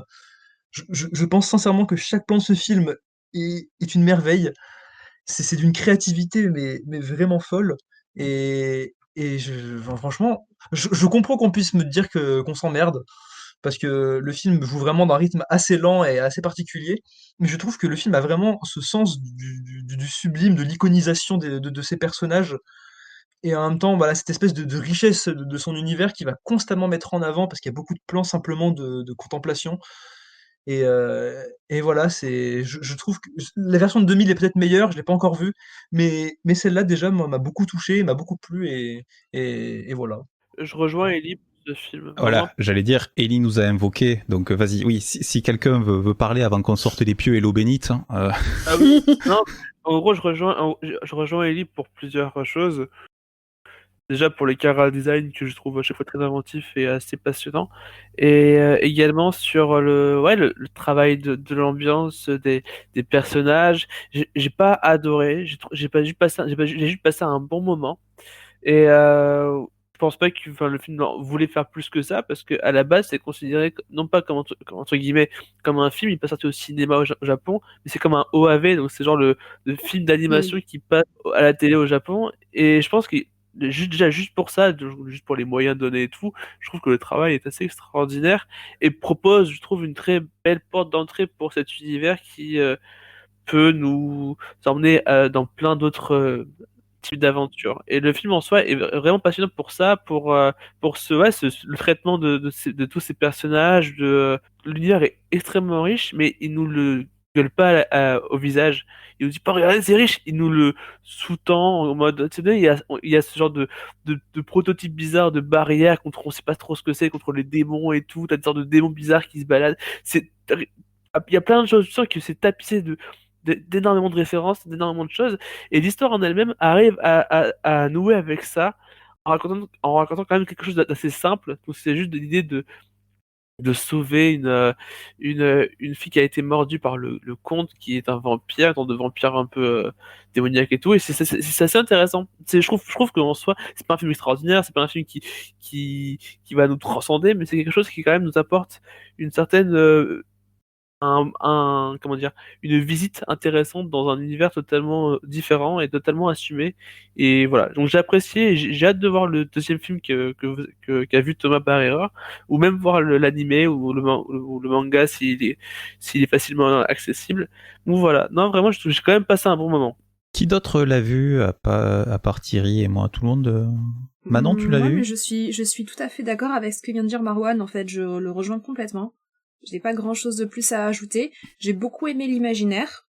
J'ai beaucoup aimé, tous ces personnages, tout cet univers gothique qui me plaît beaucoup de manière générale. En revanche, j'ai beaucoup de retenues quand même sur les dialogues, qui sont assez désastreux. Je trouve les dialogues complètement désastreux. Même si il y a des choses que j'ai beaucoup aimées, du coup je me suis complètement laissée emporter par le film, mais les dialogues, il faut le dire, sont désastreux, et l'histoire d'amour tombe un peu à plat, mais bon, ça à la limite... ça fait partie du charme du film. Il y a ça? Disons que moi, les histoires de vampires en animé, j'en ai pas mal bouffé, que ce soit Hellsing, Black Blood Brothers, Vampire Knight, enfin, voilà, ça fait longtemps que j'en consomme. Et celui-ci, disons que ça aurait pu être un animé que j'aurais aimé si je l'avais vu plus jeune. Parce que les visuels sont quand même bons. Il y a une patte, il y a du caractère, il y a quelque chose qui est très très caractéristique de cet univers et ça marque. D'un autre côté, la narration est juste affligeante. c'est affligeant dans le sens où on sent qu'il y a du potentiel, on sent qu'il y a une histoire intéressante à raconter, mais c'est tellement, pas tarabiscoté, mais disons que je sais pas, il y a une maladresse là dans la manière de raconter qui fait que je me suis ennuyée du début à la fin. Et je vous dis la vérité, je ne regardais uniquement, j'ai terminé l'animé uniquement pour les visuels en fait, parce que je trouvais ça plutôt intéressant. Mais dans l'ensemble, à la limite, je gagnerais peut-être plus à aller lire le manga parce que l'histoire est intéressante, le concept est intéressant et j'ai commencé à faire des recherches du coup parce que je me posais beaucoup de questions et ça m'a donné envie, mais par contre le film là pour le coup je passe mon tour.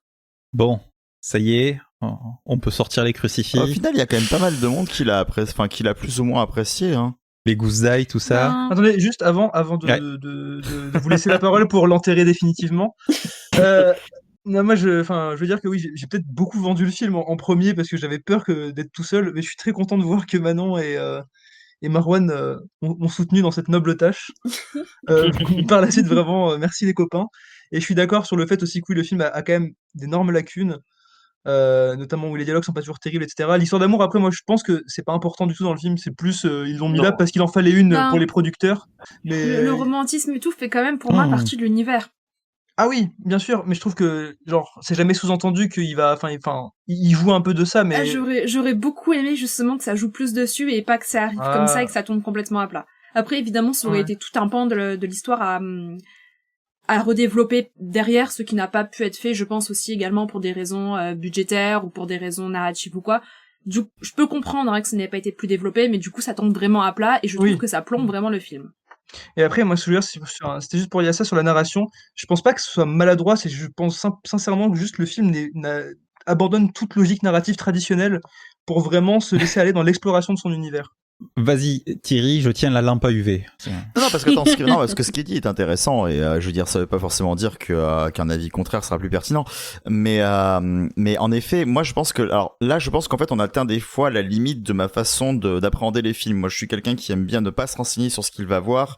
J'aime bien ne pas voir de bande-annonce. Tu m'as donné le nom du film. Moi, quand on a fait les votes pour choisir quels allaient être les films qu'on allait regarder, j'ai juste choisi ceux que je n'avais pas vus, sans me renseigner dessus, sans me dire lequel je préférais. Non, je dis voilà. Et du coup, peut-être que des fois, ça atteint sa limite aussi parce que je suis capable de me laisser porter assez facilement par des trucs et à me dire ok, ça va parler de ça, est-ce que ça va me plaire ou pas, peu importe. Et là, peut-être que justement, je savais tellement pas de quoi ça allait me parler que j'ai eu du mal à me positionner et ça m'a saoulé suffisamment tôt pour que j'ai plus envie de m'y impliquer.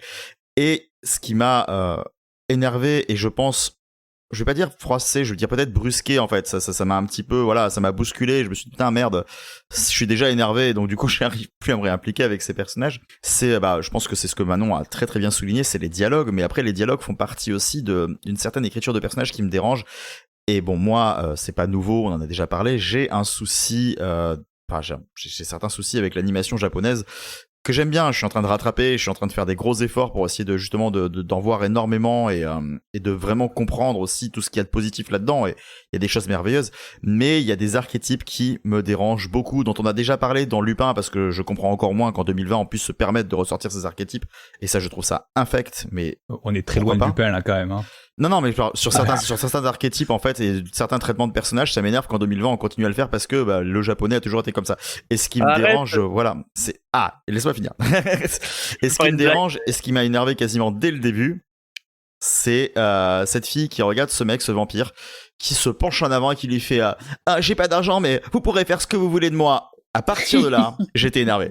C'était plus possible. Je peux pas, j'accepte pas cet archétype-là. Je peux pas l'accepter. Et du coup, je me suis dit pendant tout le film, on est en 85, accepte, c'est pas grave, passe.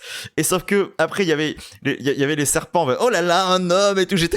Ça me faisait rire. J'étais en mode, ça, je comprends, il y a pas de souci. Mais ça me fait chier, quoi. Et du coup, j'arrivais plus à me réimpliquer parce que, les personnages me plaisaient pas. J'ai décidé de pas les aimer. C'est méchant de ma part et j'aurais dû passer au-delà de cette barrière et ça m'énerve parce que du coup j'ai l'impression que je suis quand même passé à côté de plein de trucs, à côté d'une DA qui a l'air quand même assez intéressante, mais que je me voilais volontairement parce que j'étais en train de faire mon bougon, j'étais en train de faire Thierry a revu énorme et il prétend que c'est pas bon alors qu'il sait très bien que c'était bien. Ouais. Non, moi, ce que je lui reproche, c'est ça, mais en fait, tout a terriblement vieilli. Alors, ce qui ressort de manière la plus flagrante, ce sont les dialogues qui sont atterrants. Effectivement, ce personnage, en plus, on parle même pas des plans de nichons gratuits dans le film. Non mais la culotte, voilà. Thomas, la culotte. Tellement non, sous la douche. Non, c'est pas la culotte là. Non. C'est ça, ouais. C'est Vampire Ecchi, quoi. Non, mais tout est très vieux. Même les looks des persos, vous reprochiez les mecs avec des mulets dans Conan. Là, c'est les coupes en l'air avec les cheveux colorés comme dans les années 80. Les mecs tirent au laser sur des nuages. Au début, j'aimais bien, tu vois. On a on a une scène de baston avec une héroïne qui a une jupette, une mini jupette pour affronter les monstres. Pourquoi pas, c'est le style de l'époque, on va dire. Mais pareil, il y a une scène à peu près sympa avec un vampire, et puis après, pouf, on revient sur des scènes de village très très longues, et avec une espèce d'ambiance que je trouve qui prend pas. Enfin, c'est très vieux, et quand je disais Hokuto no Ken, Ken le survivant chez les vampires, en fait, c'est ça. C'est-à-dire que j'ai vu la quintessence des dessins animés des années 80-90, sauf que tu vois, tu prends les mauvais épisodes de Ken le survivant, Nicky Larson, les Chevaliers du Zodiac, tout ce que tu veux, Princesse Sarah, et tu mets ça sur 1h20. J'ai vu tous les tropes, tous les clichés, alors tous les clichés vampires aussi, mais aussi tout ce truc-là, seulement l'épisode il fait 20 minutes, alors ça va, c'est pas trop grave. Là, il fait 1h20 le film, et moi ça a été assez douloureux, et parce que je voyais tous les clichés, je voyais tous les trucs qui allaient pas, c'était figé. Marwan, tu l'as dit, c'est fauché comme animation, je suis désolé, c'est de l'OAV, ok, il n'y a pas les budgets, c'est vrai que ça serait malhonnête de comparer avec Nausicaa, qui sort à la même période, mais qui est un film, qui du coup n'a pas le même budget d'animation, mais qui est très beau, voilà. Et voilà, et c'est douloureux, c'est très douloureux de voir ça en fait. D'autant que ouais, c'est un univers qui est bien quoi, mais je trouve que la sauce ne prend pas. Et du coup, je me suis rincé les yeux avec le Bloodlust de 2000. Lui, il a pas le même budget. Et qui visuellement est quand même plus plaisant. Même s'il y a encore des trucs à redire. Mais voilà, je trouve que le défaut de Vampire Hunter D, c'est qu'il est tellement ancré dans son époque qu'il ressort pas, quoi. Enfin, je veux dire, c'est trop années 80, quoi. Même si un revival, c'est trop difficile, quoi. Moi, après, la contextualisation me pose pas tant de problèmes, donc en soi, ça me dérange pas. Je me dis, de toute façon, je considère jamais qu'un film a vieilli, puisque je me dis, quand je le regarde, j'essaie de le regarder comme si j'étais à cette période-là. Après, voilà, bon, ça m'énerve pour d'autres raisons.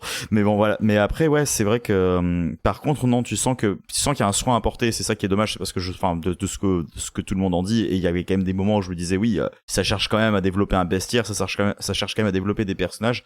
Et c'est dommage, du coup, que ce soit peut-être desservi aussi par, des points noirs, où au final, on n'est pas tous d'accord sur les mêmes points noirs, mais il y a certains qu'on a l'air de quand même relever à peu près tous, et c'est dommage que ce soit desservi par ça, parce que ça pourrait donner quelque chose de peut-être beaucoup plus agréable si ça avait été plus travaillé sur ce point-là. Enfin bon, après... Moi, je recommanderais juste quand même aller voir la version de 2000. Voilà, c'est pas la même histoire en plus, ça se passe après, visiblement, mais voilà, et c'est tellement beau. Vous m'avez donné envie de voir la version de 2000 justement, donc je pense que je vais faire ça un de ces jours. Mais franchement, je trouve que l'intrigue est moins alambiquée, fait moins. Moi, franchement, j'ai pas accroché à cette histoire de filles jalouses et de vampires, mais je te vampire pas, mais ça aussi, c'est très cliché en fait. J'ai l'impression que ça cochait toutes les cases clichés du truc, quoi. Et c'est bon, bref. Non, moi je trouvais qu'en fait c'est un récit simple et je pense que tu confonds le récit simple et le récit avec des stéréotypes dans le sens où tu as cette idée de sorte de sauvetage qui est souvent mal appuyée, on va dire, mais qui quand même, je trouve, on a l'impression qu'il y a un peu une sorte d'aller-retour au genre, enfin, il va la sauver d'un tel ennemi, mais un autre ennemi va récupérer le frère, et en fait, faut qu'il y aille, mais t'as un tiers personnage qui arrive, et en fait, t'as l'impression de pas savoir où tu vas aller. Donc, ouais, là, ça c'est un trope de scénario. C'est intéressant, tu vois. Ça, c'est un trope de scénario, c'est une facilité de scénario qu'il y a dans beaucoup de vieux animes, c'est-à-dire que il y a une situation et puis un perso qui arrive de nulle part avec un item pour venir sauver la situation sans qu'on le voit venir, sans qu'il y ait rien qui l'annonce, sans qu'il y ait rien qui le prépare en fait. Ah, il y a de la mise en place. Tu penses à quoi? Parce qu'il y a de la mise en place par rapport aux UV. Il le prépare un peu avant, tu vois. Alors les UV peut-être, mais là, en fait, ce qui est assez terrible, c'est que j'ai vu le film il y a 2 jours, je l'ai oublié en fait. Tellement il m'a pas imprimé, bien. Tellement je l'ai fait. Non mais sérieux, c'est pas j'ai quelques images en tête avec ce gamin qui tire sur un nuage et je me dis mais pourquoi il tire sur un nuage en fait avec un pistolet laser? Quoi? Et... Non, c'est très bizarre en fait. Voilà. Ouais, je suis pas d'accord avec Marwan, c'est pas un récit simple, c'est un récit simpliste en fait. Ça part ça prend une histoire et ça la rince jusqu'à ce qu'il n'en reste presque rien. Ce qui fait que nous, en tant que spectateurs, on se dit, je m'en fous de regarder ça. Enfin, je veux dire, l'univers est intéressant, les principes qui régissent cet univers sont intéressants, sauf que il y a rien pour sous-tendre tout ce qu'ils essayent de nous exposer. Et pour maintenir l'attention du spectateur, t'as besoin quand même d'un récit qui soit un minimum stable. Et là, en fait, c'est tellement rincé que tu te retrouves à te dire, mais qu'est-ce que je regarde, en fait? Après, non, moi je trouve qu'au départ, t'as ce personnage un peu obscur du conte, on le voit pas directement, et jusqu'au moment où tu apprends qui il est, tu sais pas comment... Enfin, en gros, t'as plusieurs moments où le personnage... Ce qui est intéressant, c'est qu'on suit... Là, pour le coup, je le défends, alors qu'en fait, je l'ai trouvé assez moyen. Mais rapidement, c'est que... Non, vraiment, mais il y a des trucs à dire quand même, je trouve que ça sert à rien de tirer sur l'ambulance. C'est en gros, je trouve que t'as... En fait, on suit 2 personnages. T'as le personnage quand même du vampire, on va dire, qui maintenant est devenu un chasseur. Et tu le vois dans cette côté un peu cette renaissance. Enfin, il fait des trucs et puis d'un coup, comment dire, il a un obstacle où il risque de mourir et puis il revient. T'as ce côté aussi, on voit aussi un truc similaire, le côté du personnage de la fille qui va se faire enlever régulièrement ou qui va essayer de sauver un tel mais qui n'y arrive pas. Moi je trouve ça intéressant ces petits chemins qui se croisent et qui se recroisent et qu'en fait c'est juste des allers-retours qui je trouve sont nécessaires pour qu'on nous montre cet univers, tu vois, ce côté un peu western avec ce petit village. Non, je trouve qu'en fait, c'est pas un récit qui va le récit sert juste à développer un univers et non pas à développer vraiment une intrigue en tant que telle. On te présente un truc et t'as un point de départ, t'as ce côté, t'as ce méchant-là qui peut avoir un tel, et l'idée c'est de savoir comment le héros va la sauver, tu vois. Et en fait, l'idée c'est pas réussir à atteindre le méchant et le battre, c'est vraiment de développer plein de petites situations pour qu'on puisse, on va dire, comprendre tous les pans de l'univers qui est proposé. C'est pour ça. Mais après, je comprends ce que tu veux dire, hein. C'est juste que on va dire, j'étais plus en méchant. Je sais pas comment dire ça. Mais je Bon, comprends bref.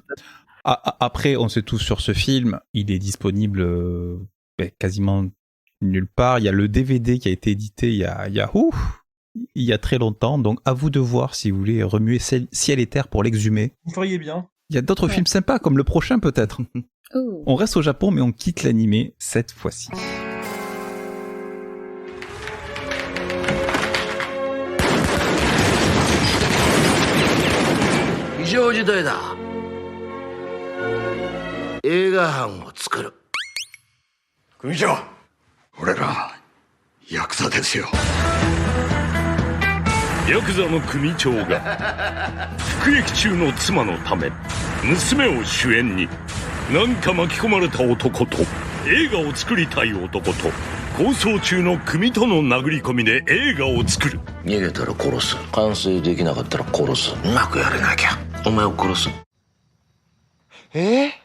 Why Don't You Play in Hell, Jigoku Denaze wa Ryu de Sonotion, film de 2013 de 2h09, assez barré. Comment vous résumez ça? Alors je l'ai vu juste avant l'émission, donc ça va être un peu dur de vous résumer ce film. Vous voyez la sobriété? Bon, mais c'est absolument pas ça. Voilà, c'est tout le contraire. Vous prenez tous les antonymes de la sobriété, vous les posez à ce film. Et alors, donc l'histoire, alors il y a une histoire de mafieux de guerre de gang entre yakuza, et il y a la fille d'un des yakuza qui est actrice, et donc le chef de famille voudrait tourner un film avec sa fille, et du coup ils en profitent pour tourner un film en même temps qu'ils vont attaquer les autres yakuza parce que sur un autre tournage ça n'a pas marché, et du coup ils embauchent une équipe de cinéastes amateurs qui, eux, leur kiff c'est de filmer les vraies bagarres dans la vie pour en faire un film. Et voilà, c'est à peu près ce que j'ai compris du film. Voilà. Non mais c'est ça. Voilà. C'est assez foutraque, ça part dans tous les sens, c'est très dynamique dans le montage, mais je suis assez content d'avoir réussi à résumer ce film. Montage particulier, choisi par notre invité. Manon, pourquoi avoir choisi ce film? Alors en fait, quand Thierry m'a dit le thème c'est de sabre et d'épée, je me suis dit ah mince, mais je ne connais aucun film qui va dans ce thème. En y réfléchissant un peu, je me suis dit ah ouais, il y a peut-être ce film ou ce film. Mais c'était pas des choses qui me tenaient à cœur ou que j'avais envie de faire découvrir. Et je me suis dit, mais il y a Why Don't You Play in Hell, qui justement est une réflexion sur les films de sabre, qui aujourd'hui ont été remplacés par des films avec des armes. Et je me suis dit que ça pouvait être pertinent, en plus de pouvoir faire découvrir ce film, de le proposer. Les Yakuza seraient-ils les nouveaux samouraïs? Vous avez 3 heures? Non, c'est pas vrai, pas vrai du tout. On a 1h30 d'enregistrement, vous n'avez absolument pas 3 heures. Et alors, du coup, Manon, est-ce que tu es contente d'avoir proposé ce film? Ah bah, j'espère que ça vous a plu, surtout. Parce que si ça vous a pas plu, je suis pas contente. Ah. Sois rassuré. C'est un de mes films préférés, hein. Attention. D'accord. Ah, mince. Bon, ben alors du coup, attendez, je change mes fiches. Alors. Qui veut commencer sur ce film? Moi, je veux bien. Ah, Thierry. Ouais, moi, Sonotion, je connaissais alors très vite fait. En grande partie aussi à cause de Manon, parce que Manon fait partie de ces personnes qui, un peu comme Lila, font du forcing sur Sonotion, des fois sur les réseaux, donc j'avais entendu parler de ce mec-là grâce à ces personnes. Et du coup, ça m'avait beaucoup intrigué, parce que chaque fois qu'il y avait une photo qui passait, je me disais, putain, ça a l'air quand même bien sympathique comme univers. J'ai eu l'occasion de voir Guilty of Romance, parce qu'il était dispo sur Outbuster, et j'avais adoré. c'était complètement fou comme truc. Et du coup, voilà, quand Manon a dit je prends un Sonotion, je sais pas si ça va dans le thème. Dans ma tête, c'était je m'en fous, je veux voir un Sonotion. Donc que ça y aille ou pas, on va le regarder. Et j'ai adoré, et ça fera partie très rapidement, je pense, de mes films préférés aussi. Je trouve quand même que des fois il a un poil longué parce qu'il il sait tellement pas où il va à certains moments que ça va trop dans tous les sens et que ça pourrait des fois être un peu écourté sur certains points, mais c'est tellement généreux qu'il y a aucun souci, quoi. J'aime bien la construction chorale du film, en fait, qui te fait croire pendant tout le film que c'en est pas une.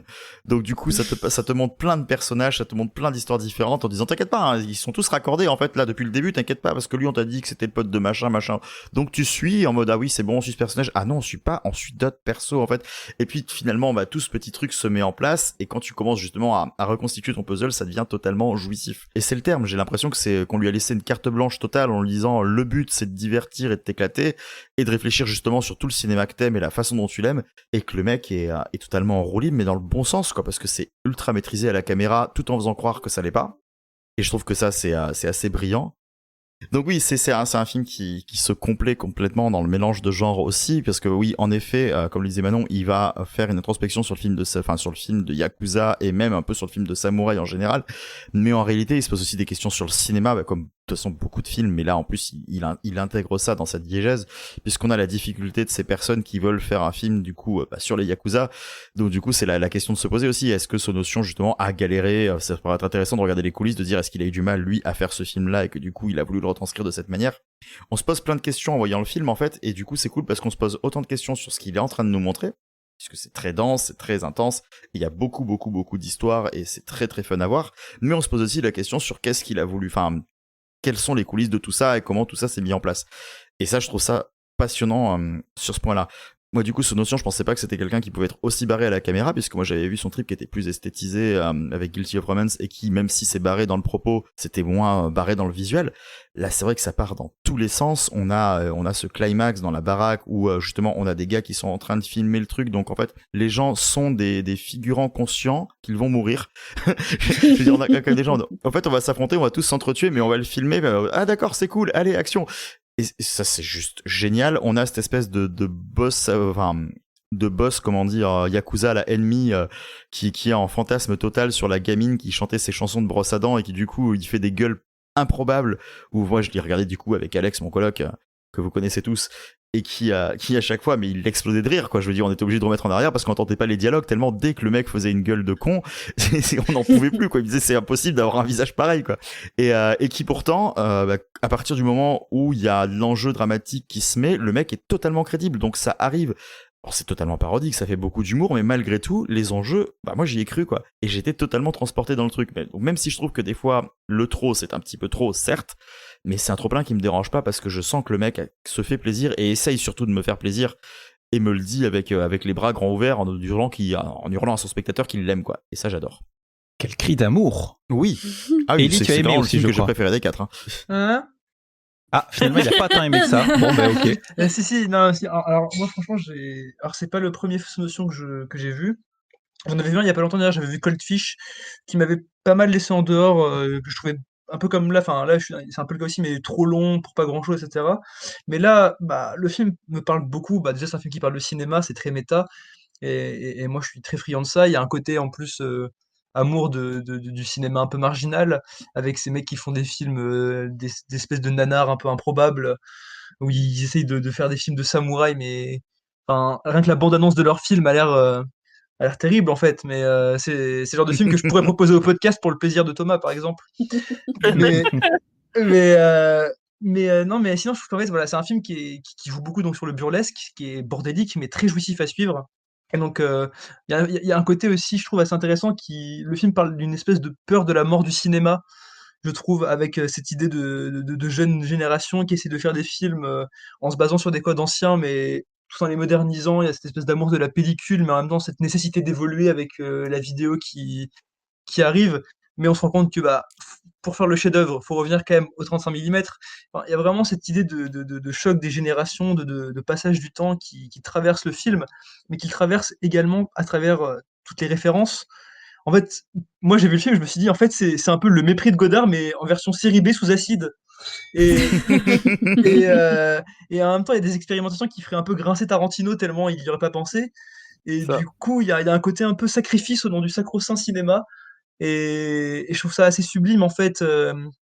Et si je parlais du mépris, c'était pas anodin, c'est qu'il y a un moment la musique fait un peu écho à la bande son de Georges Delerue, je trouve, notamment dans tous les passages un petit peu sur bah, les tensions entre les personnages, notamment les deux amis, celui qui se prend pour Bruce Lee et le réalisateur.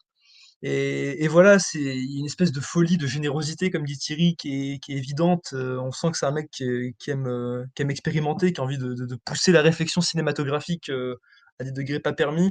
Et moi, c'est quelque chose enfin, c'est une démarche que j'aime beaucoup. Donc voir ça pendant 2 heures, bah, voilà, ça me fait quelque chose. Et moi, pour finir, je voudrais réagir sur ce qu'a dit Thomas, pardon, au tout début. Il disait, vous voyez la sobriété, bah, c'est tout l'inverse. Et en fait, moi, c'est très drôle, c'est qu'en fait, ce film, c'est exactement ça, sauf qu'il y a un moment dans le film où on arrive à la limite du cinéma vérité, en fait, c'est tout ce final de 30 minutes, où il arrive à créer une espèce de fusion entre la réalité et la fiction, où il n'y a plus de frontières, en fait, et c'est vraiment là, on arrive au cinéma vérité limite le plus pur, donc limite à une espèce de sobriété dans la conception du film et de la réalité, qui est complètement dissonante avec la manière dont c'est fait, et je trouve que ça donne quelque chose qui est d'une véracité à la fois terrible et sublime. Et voilà, ça me donne envie de voir beaucoup plus de notion en tout cas. Et dis, toi, quand tu parlais de la mort du cinéma, j'ai directement pensé à, je trouve, ce qui est le plan pour moi le plus fort et évocateur du film, c'est celui de la télé dans la salle de cinéma. Quand ils regardent leur pilote, on va dire, dans cette grande salle de cinéma sur un petit écran de télé, et qui se permettent à chaque fois. Et je trouve que ce plan-là est d'une puissance et qui en plus est très d'actualité par rapport aux petites querelles, encore une fois, qui tombent sur le Twitter. C'est ce côté, ouais, comment profiter d'un film. On a l'impression que c'est toujours le même discours qui revient et son notion le montre merveilleusement bien juste avec ce plan. Sachant, désolé, je te coupe, hein, mais sachant que le dernier Sonotion, enfin, le dernier qui est sorti en France, on va dire, qui est disponible officiellement en France, est sorti sur Netflix.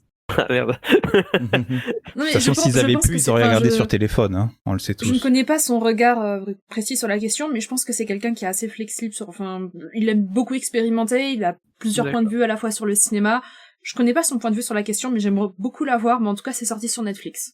Après, j'ai une question. Est-ce que c'est sorti sur Netflix dans d'autres pays, ça, je tu sais vois, pas. en diffusion? Ou Excellente est-ce qu'au question. Japon, c'est sorti au cinéma et Je me demande si ça n'a pas été financé par Netflix. Après, faudrait que je vérifie. Je t'avoue que moi, j'étais contente de voir un nouveau Sonotion, j'ai pas vérifié. T'as raison. Dans mon empressement, je n'ai même pas vérifié d'où venait l'argent. Elle l'a gobé tout cru. Mais en tout cas, je te remercie beaucoup pour cette proposition parce que c'était mon premier film du réalisateur. Et ça a été une très grande claque également. C'était mon film préféré de la sélection. Et dans le sens où, oui, il arrive à apporter un mélange des genres assez fascinant parce qu'on est quand même attaché dans cette tentative de relation amoureuse entre le personnage, je ne sais plus comment elle s'appelle, la fille du mafieux et le mec qui la croise par hasard dans une cabine téléphonique. Et il y a tout ça qui est merveilleux, tout est drôle, tout est énervé, tout est sous acide, comme on peut le dire mes camarades. Et vraiment, c'était vraiment un événement pour moi, parce que j'ai vraiment envie de voir son dernier sur Netflix, ou même d'autres films de ce réalisateur.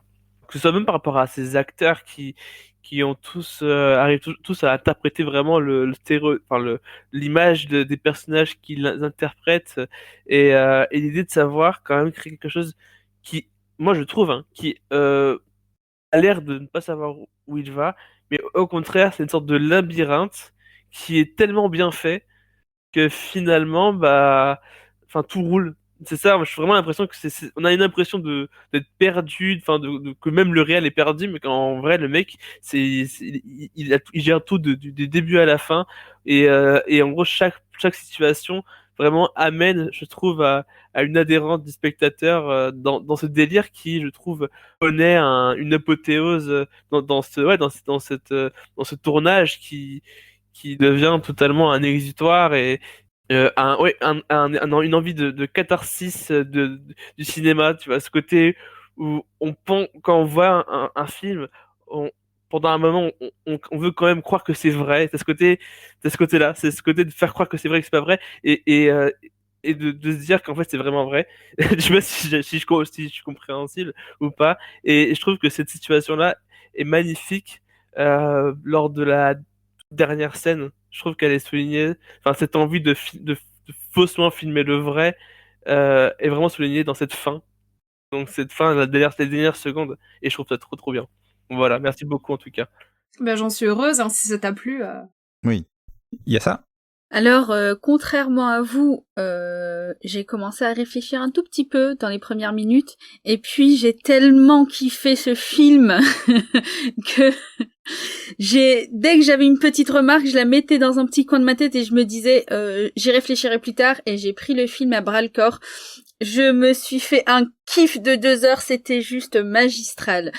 Il y a quelque chose quand même de très touchant et à la fois de prenant dans l'ingénuité de ce réalisateur qui veut faire un film, un super film à tout prix, qui est confronté à la fois aussi juste en face avec les Yakuza qui, certes, ont des moments très drôles, ont des réactions et des dialogues aussi qui prêtent à rire, mais dont on ressent quand même un certain réalisme, je trouve.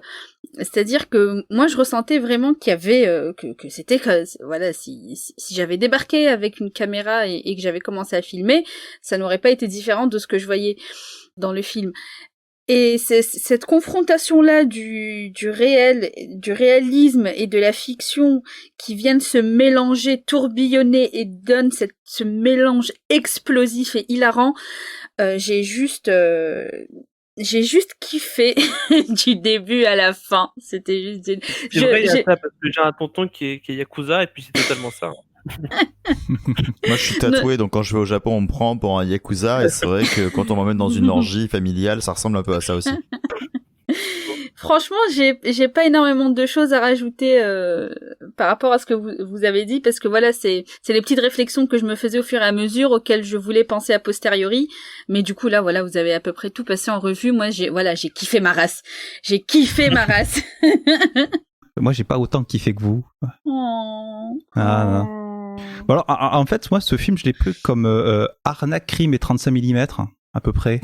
Il y a des mafieux, il y a des persos loufoques et exubérants, les histoires se croisent à la fin, les plans font 3 secondes en moyenne, donc en gros, c'est un film de Guy Ritchie au Japon, quoi. Il a tellement de talent. Guy Ritchie, il se met à la cheville de ce notion, il lui dit s'il te plaît, apprends-moi, hein, je pense, parce que là... Non, alors le film, alors le truc c'est que je trouve que c'est un film qui se dilue énormément, qui se répète beaucoup. Moi, la chanson sur les brosses à dents, j'en peux plus. J'adore moi, le fait qu'il la répète tout le temps, c'était trop bien. Alors, pareil, vous l'avez dit, de temps en temps ça s'étire un peu, ça rebaisse ou pas. Je trouve que c'est un film qui aurait gagné à être plus ramassé, à être plus court, à moins se répéter, parce qu'il y a des beaux moments visuels, il y a des moments où je me suis réveillé quand même aussi. Il y a cette petite fille qui glisse sur cette mare de sang, c'est un très beau plan, je trouve, c'est très beau. Et il y a de bonnes idées, mais c'est noyé au milieu de longueurs interminables. Je trouve que c'est un film, c'est une série B sympa, mais qui doit pas faire 2h10, quoi. C'est beaucoup trop long. Ellie, t'as évoqué Tarantino, ouais, c'est une des grosses références. Il y a notamment, il a bien repompé la BO de Kill Bill. Ça, on l'a remarqué aussi. Alors, il avait pas les droits pour les chansons, donc elles ont été réorchestrées. C'est plutôt une référence à Kill Bill qui fait référence au cinéma asiatique, je pense, surtout. Alors, oui. Je pense aussi, oui. Pour moi, c'est ça. C'est une référence à Kill Bill qui fait référence au cinéma asiatique, mais quand même il reprend une grosse part de la BO. Alors je vais pas dire qu'il reprend la combinaison jaune, parce que c'est la combinaison de Bruce Lee au départ, donc c'est pas celle de Béatrice Kiddo, c'est d'accord. Mais c'est vrai qu'il y a notamment une imitation de l'air de Santa Esmeralda, fait de la reprise de Don't Let Me Be Misunderstood, qui est repris 1 fois, 2 fois, 3 fois, voire 4 fois peut-être même dans le film, je sais plus, j'ai plus compté. Et pareil, c'est beaucoup d'éléments qui sont réutilisés tout le temps en permanence, ce qui fait que bon, moi au bout d'un moment ça me lasse. Je vois où il veut en venir, et quand ils sont gamins, les scènes où ils sont gamins aussi, c'est une grosse séquence quand ils filment la bagarre de rue et qu'on voit qu'il y a une guerre de mafieux. On se doute qu'à un moment, ils vont filmer une guerre de mafieux. Et je trouve que c'est un film qui prend beaucoup de temps pour arriver où il veut venir. Et moi, j'ai pas été autant emporté que ça. Le film ne veut pas forcément faire un film pour en venir à un point donné. C'est vraiment pour quand même nous accompagner avec tous ces personnages. Faut quand même ne pas forcément précipiter l'action, je trouve. Et c'est là, au contraire, là où il est fort. C'est vraiment, je trouve, une manière assez intelligente de développer ces personnages et puis sans ça, je trouve que la fin n'aurait pas cette saveur. Ouais, bah écoute, si t'as trouvé de la saveur à la fin, alors la fin si, elle est jouissive bien sûr quand il y a cette baston dans le château avec des caméras, bon, c'est très sympa aussi, mais pareil quand il y a des flashbacks de répétition d'endroits à la fin où on se remémore longtemps tous les passages qu'on a vus déjà dans le film plus tôt. C'est des trucs, ça vous aurait fait hurler sur d'autres films. Moi je pense déjà quand il y a le Yakuza notamment qui repense à la petite fille qui glisse sur la flaque de sang justement au début du film, quand on revoit le cinéaste qui recolle les photos dans son studio, ce genre de choses qui sont c'était des flashbacks qui reviennent, soit. Je pense qu'il s'en moque aussi en fait de tout ça en faisant ça. Il s'en moque et c'est très très postmoderne aussi comme film. Why Don't You Play with Hell et de manière générale toute la filmographie de Snowden c'est extrêmement postmoderne. Ça fait toujours référence à quelque chose qui fait lui-même référence à autre chose et ça se place toujours derrière tout ça et ça vient toujours te brasser un peu tout ça pour obtenir un résultat, je trouve, à mon sens, bien sûr, complètement unique. Mais en tout cas, chez moi, ça n'a pas marché. Voilà, je trouve que c'était une petite série B sympathique, mais beaucoup trop longue et qui dilue ses effets justement dans les longueurs. Ah, c'est dommage. Je me disais, ça ressemble beaucoup à du manga papier. D'ailleurs, je me suis dit, ce film-là, je vois les cases en fait, je me dis, j'ai envie de le lire. Ouais. Je me suis dit, il y a un découpage, je veux lire cette histoire et j'étais déçu de le voir en film parce que je voulais le voir sur papier parce que je trouvais que le style se prêtait beaucoup au papier. C'est pas faux. Bon, voilà. Moi, je pense qu'on se pose pas la vraie question quand même sur ce film, c'est que va penser la mère quand elle va découvrir ce film alors que sa fille et son mari sont décédés. Ils sont morts pour la bonne cause. Bah oui, hein. Pour le cinéma. Alors attends, en tout cas, on pourra se dire un truc parce que on a quand même beaucoup de plans sur la manière dont ces gens filment et des fois ils sont un petit peu perdus et des fois on se doute que malgré tout ce qu'ils disent, ils ont sûrement filmé pas grand chose avec de la shaky cam parce que ils sont en plein milieu, les pauvres. Par contre, quand tu as les plans sur ce Yakuza, ce vieux Yakuza qui dit tout le temps le son est bon. Lui, tu sais qu'il a bien fait son travail. Donc elle va avoir un son de malade. Mais en plus, c'est lui qui lance les hostilités en tirant le premier coup de feu de toute la scène. C'est ça, c'est le seul mec qui se bat pas mais qui tire le premier coup de feu. Et puis, c'est génial d'utiliser ce personnage-là pour ça, quoi. Oui, parce que je pense, pour reparler un peu quand même de la thématique des épées et tout, faut repréciser tout de même que c'est à la base un combat fait dans la grande tradition des Yakuza et tout, au sabre, qui est complètement brisé par un premier coup de feu qui met en l'air en fait toute cette tous ces efforts pour faire un combat dans toutes les règles, en tout bien, tout honneur et tout, qui est complètement brisé par un coup de feu et là tout s'envenime, tout part en vrille. C'est ça te dit clairement en plus que les soi-disant traditions, comme en disant que le Yakuza doit s'affronter dans l'honneur et ci et ça, c'est absolument plus possible à l'ère moderne, quoi. Et c'est intéressant qu'ils le prennent ça pour ça, quoi. Mais pas du tout, parce qu'à un moment... d'honneur, qu'est-ce que... Non, mais... Ils ont de l'honneur, les Yakuza. Mais je sais pas si vous avez remarqué en plus, c'est que quand les Yakuza qui sont en kimono, il y en a certains qui ont des sabres, mais il y en a d'autres qui ont quand même le pistolet à la ceinture. Ah oui, parce qu'ils l'ont quand même à la ceinture, faut pas trop abuser non plus. Ah oui. Ils l'utilisent pas, mais ils l'ont à la ceinture. C'est comme la façon dont le mec, par un délire sorti de nulle part, déclare que désormais ils seront tous habillés en kimono, et que désormais ils vivront de choses japonaises et qu'il veut mettre à l'écart toute chose sortie de l'Occident, c'est pas vraiment d'où ça vient.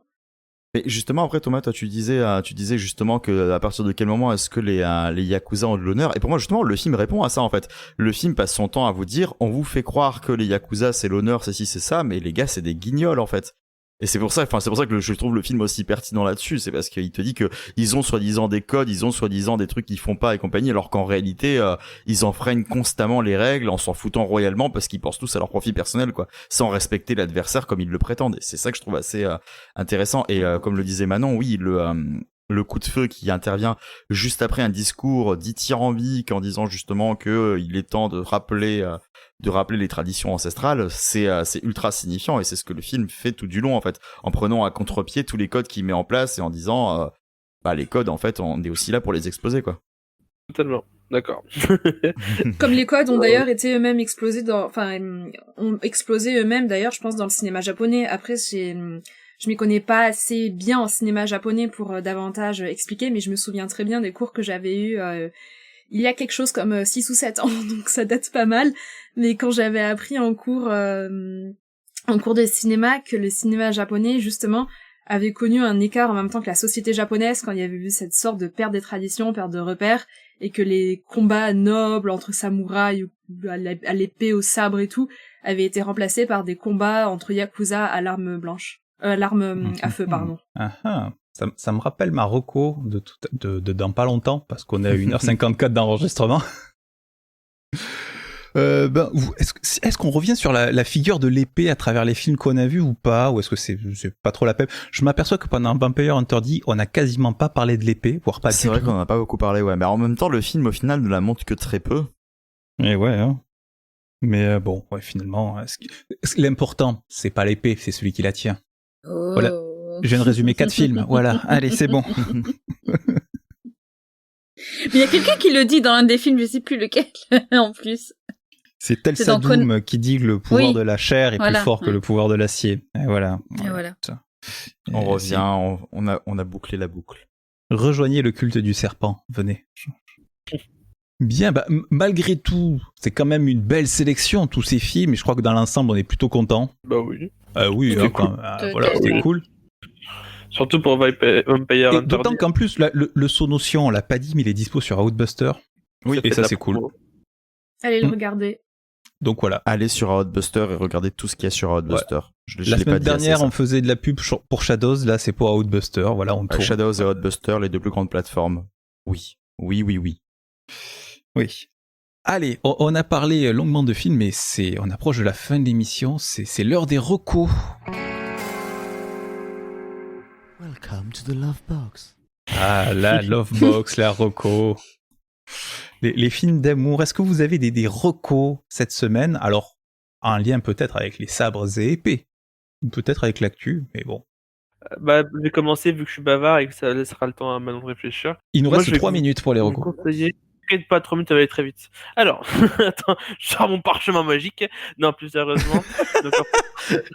J'ai des images du parchemin magique de Marwan maintenant, c'est génial. Les épées à 2 mains, les parchemins magiques, j'ai peur. C'est ça. Non, ça provient de Mubi. C'est 2 courts-métrages d'un réalisateur expérimental contemporain qui s'appelle Ben River.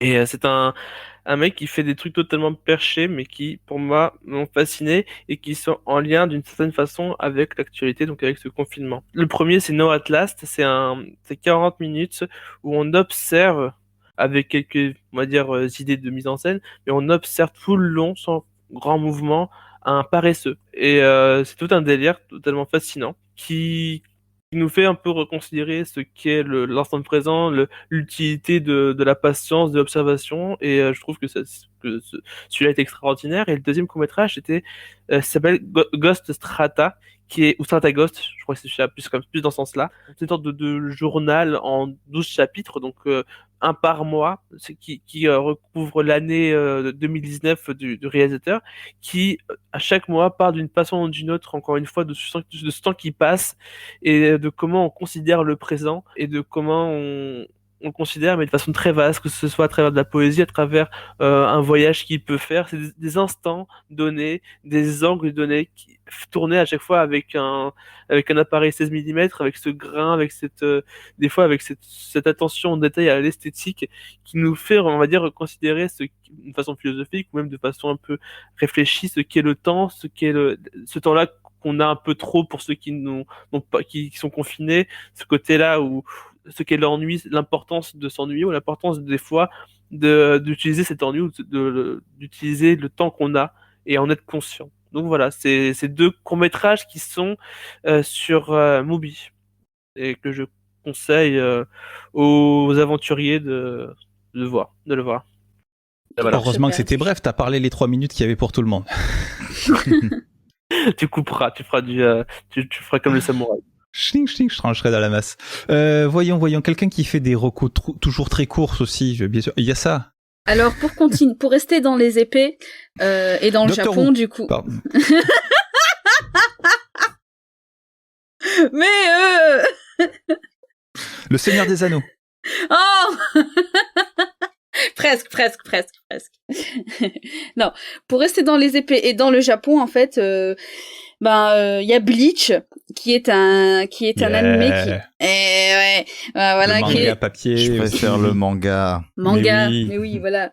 Bon, manga animé, c'est comme ça vous chante, hein, à vous de voir.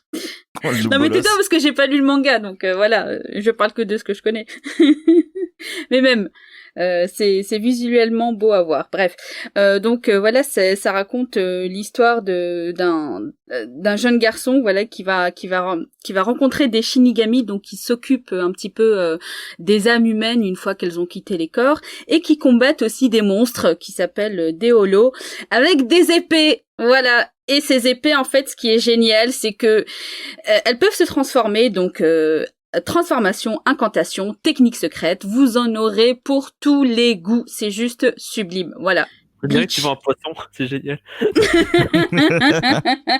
Les autres recos, voyons, Marwan l'a fait, Yassa l'a fait, Ellie. Oui, eh bien, Marocco, ça va être un petit film russe qui s'appelle... Ah. Toujours là, hein, pour, des films qui rendent heureux en plus.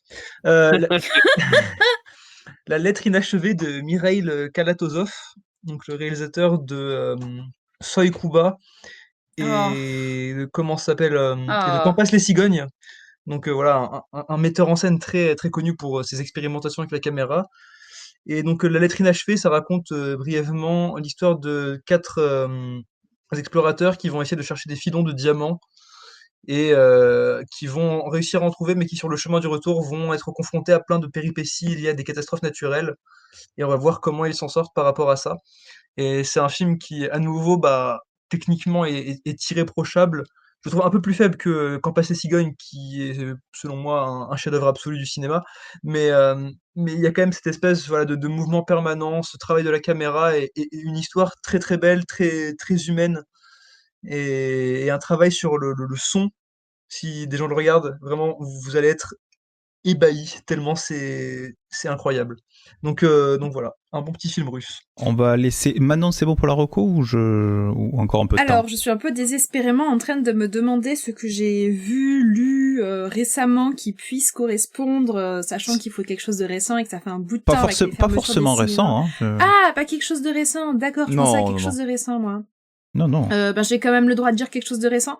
Oui, tu as le droit. Oh, c'est pas. Je pense que vous en avez éventuellement déjà parlé, mais moi, c'est le film Drunk de Thomas Winterberg, on en a parlé. que j'ai adoré.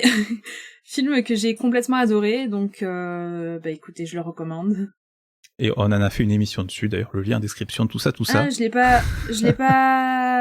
l'ai pas écouté. J'irai faire ça. Ça sera l'occasion. On l'a beaucoup aimé aussi, donc ça tombe bien. Ah, ça tombe bien. La technique de l'homme sous, c'est celle de Thierry. À toi? Alors, j'étais pas bourré quand j'ai vu celui-là, parce que d'ailleurs, je l'ai apprécié. Notre Drunken Master à nous. Oh, moi oui, Jackie, toujours dans nos cœurs.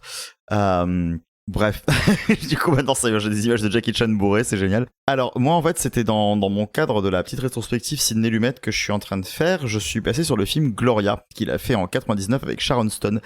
Et j'ai beaucoup aimé. Ça me faisait penser du coup que quand j'avais lu sa biographie, Sidney Lumet disait que ce qu'il désespérait le plus, c'était que les femmes n'avaient pas de rôle signifiant à l'époque et que du coup c'était compliqué de faire des films avec des jurés, avec des policières, avec des avocates. Mais à partir du moment où ça s'est démocratisé dans le cinéma, le mec n'a fait plus que des portraits de nana. Et je trouve ça super chouette. Et Gloria, donc du coup, c'est le portrait d'une nana qui traînait avec des gangsters et qui sort de prison parce qu'elle a morflé en fait pour son petit copain, qui en gros est un gros ingrat qu'on a rien à foutre, mais qui a bien accepté qu'elle aille prendre de la zonzon pour lui. Qui sort de là, va retourner les voir en fait pour récupérer de l'argent qu'on lui a promis, mais se retrouve dans le théâtre en fait d'un massacre où ils viennent de buter une famille dont le papa avait volé la disquette des méchants, et il y a ce pauvre petit gamin en gros qui doivent buter pour pas qu'il y ait de témoins, et que Gloria va décider d'embarquer avec elle pour justement le garder, enfin au moins le garder en vie, sachant qu'elle en a rien à foutre et qu'elle veut juste le caser dans une pension en mode bon, je veux quand même pas qu'il bute un gosse, mais je veux pas m'en occuper. Et du coup on suit Sharon Stone qui est ultra badass pendant 2 heures et c'est tellement plaisant, c'est super bien écrit, c'est super bien filmé parce que Lumet de toute façon dès qu'il pose sa caméra tout le monde chiale et c'est un feel good semi buddy movie, semi film de gangster, semi film un peu action avec quelques poursuites super sympas. Et j'ai pas vu le temps passer, quoi, donc je vous le conseille vivement. Est-ce que les gens sont massacrés avec une épée ? Non, c'était pas dans le thème, hein. C'était juste que j'ai vu ce film et que je l'ai aimé. J'ai essayé. Voilà. Non, moi je vais faire un thème sur un film que j'ai vu récemment et qui rentre, mais alors à fond dedans, dans la thématique. Alors dans la série, j'épuise ma pile de DVD petit à petit. Là, je vais chercher un film dans une édition DVD Blu-ray de toute beauté de chez Wildside, Les Années Toho. Donc c'est toute une collection avec une édition magnifique. On dirait des bouquins. Enfin, c'est fait façon bouquin. Il y a même des pages en papier glacé dedans. Et ce film, c'est Yojimbo d'Akira Kurosawa, le garde du corps en français. Voilà. Il y a sa suite aussi, Sanjuro. Tu disais, Manon, tu parlais des films de samouraï qui parlent de la transition du Japon. Ben là, on est en plein dedans. Ici, c'est pas une guerre, c'est pas une baston entre des familles de samouraïs, mais c'est un samouraï qui arrive dans un village où un brasseur de saké et un grossiste de soie vont se faire la guerre pour le jeu, les femmes et le pognon en fait dans le village en embauchant des mercenaires et lui il va tirer les ficelles, il va vendre ses services un peu et puis il va les faire s'entre-détruire entre eux.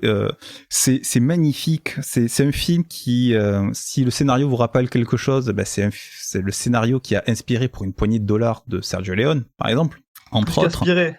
Ben oui, parce qu'il y a eu un procès quand même pour plagiat. Un plagiat, oui, on peut le dire. Voilà. Moi, je reste poli, mais bon, effectivement. Et c'est un film magnifique parce que, effectivement, il montre la transition du Japon. Il joue également sur le point de vue parce que Sanjuro, qui est joué par Toshiro Mifune, le légendaire Toshiro Mifune. Qu'on n'a jamais vu dans un Kurosawa avant. Ah, absolument jamais. Dans Les 7 samouraïs, par exemple, au pif. Et ni dans plus de 100 films. Enfin, bref, c'est un monstre du cinéma japonais. Et en fait, on va le suivre. On va suivre son point de vue. Et il y a tout un jeu sur le point de vue de ce personnage, sur qu'est-ce qu'on voit sur les champs. On voit à travers les fenêtres, sur les points de vue.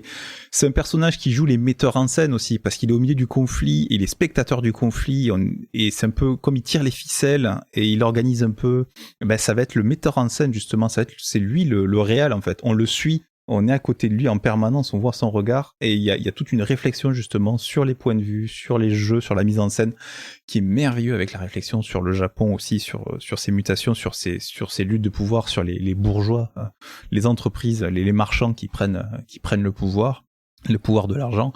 C'est de toute beauté, et la collection en elle-même est de toute beauté. Et comme je suis un mec sympa, parce que c'est dispo en Blu-ray, voilà, donc vous pouvez l'acheter. Bon, si vous voulez pas mettre 30 € dans un Blu-ray, ça se comprend, il est dispo sur Mubi. Voilà.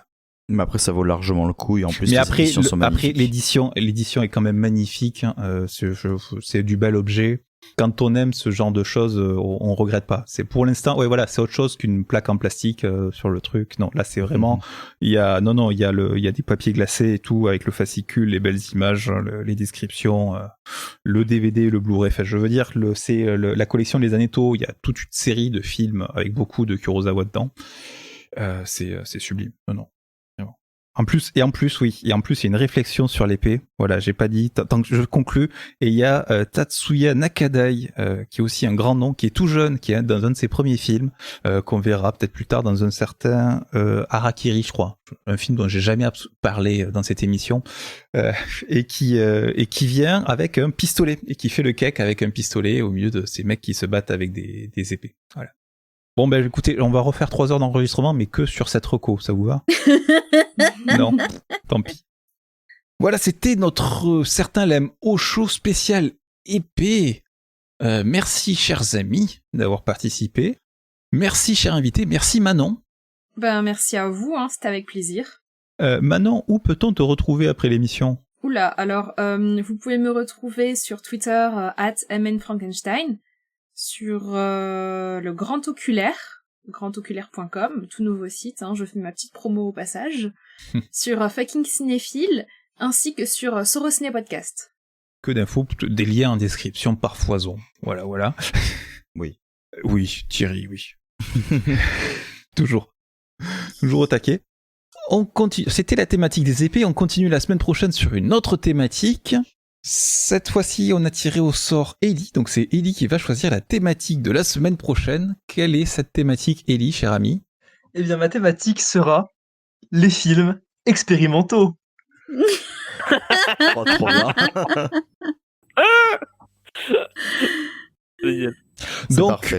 Donc, on abandonne les thèmes. La semaine prochaine, on fait une émission actu. Mais non, ça va. Je m'attendais à pire. Cela dit, après, c'est large. C'est large, les films expérimentaux. C'est large. J'espère que vous serez audacieux. Oui. Brutus contre César, par exemple, c'est expérimental. Non ? Ah, c'est fait exprès. Ah merde. Franchement, ça, j'en doute. J'ai des petites idées, mais faudra voir si c'est disponible, mais j'ai des petites idées. Bien. Le thème est posé, les films expérimentaux pour la semaine prochaine. Si vous voulez en savoir plus, suivez les réseaux sociaux. Voilà, il y a des petits indices, un petit jeu sur Twitter notamment. Twitter, Facebook, Instagram, @claacpodcast, CLAAC podcast. À la semaine prochaine pour les films expérimentaux. Bisous. Bisous. Au revoir.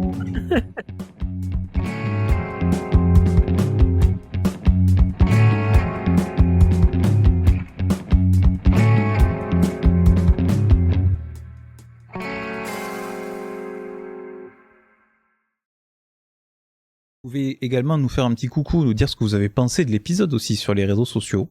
Et peut-être faire vos propositions de films, qui sait, si vous les faites assez tôt, peut-être que...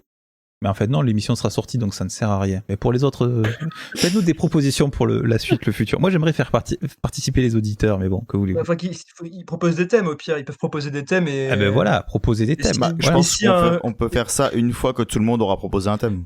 Ben, on peut le faire en amont, parce que si on attend qu'on ait plus de thème... Je me permets de vous recommander le thème Ryan Gosling. Non. J'aurais essayé. Oh, les films de droïdes sans expression, c'est cool, non ? Oh là. Non, j'annule ma participation à cette émission. Fun fact, devant Vampire Hunter D, je pensais beaucoup à Drive. Par rapport au personnage et à toute l'ambiance. Il n'était pas si inexpressif que ça, le vampire, quand même. Je fais valoir mes droits non pas à l'image, mais à la montage. Je fais valoir mes droits et je demande à ce que je sois coupé du montage. Oh. On va garder tes pires phrases, on les mettra en boucle. On garde juste la partie où elle dit du bien de Vampire Hunter D. Le reste, c'est pas très grave. Ouais, mais est-ce que comparer le vampire à Ryan Gosling, c'est un bon point, du coup ? Ah, pour moi, oui. Clairement. Ah, bon, ok, c'est bon, alors ça va. C'est un compliment. Cela dit, il a une épée qui fait penser à une queue de scorpion, finalement. Ouais, c'est pas mal. On peut s'amuser à faire une thématique là-dessus. Je crois qu'on s'égare, une fois de plus.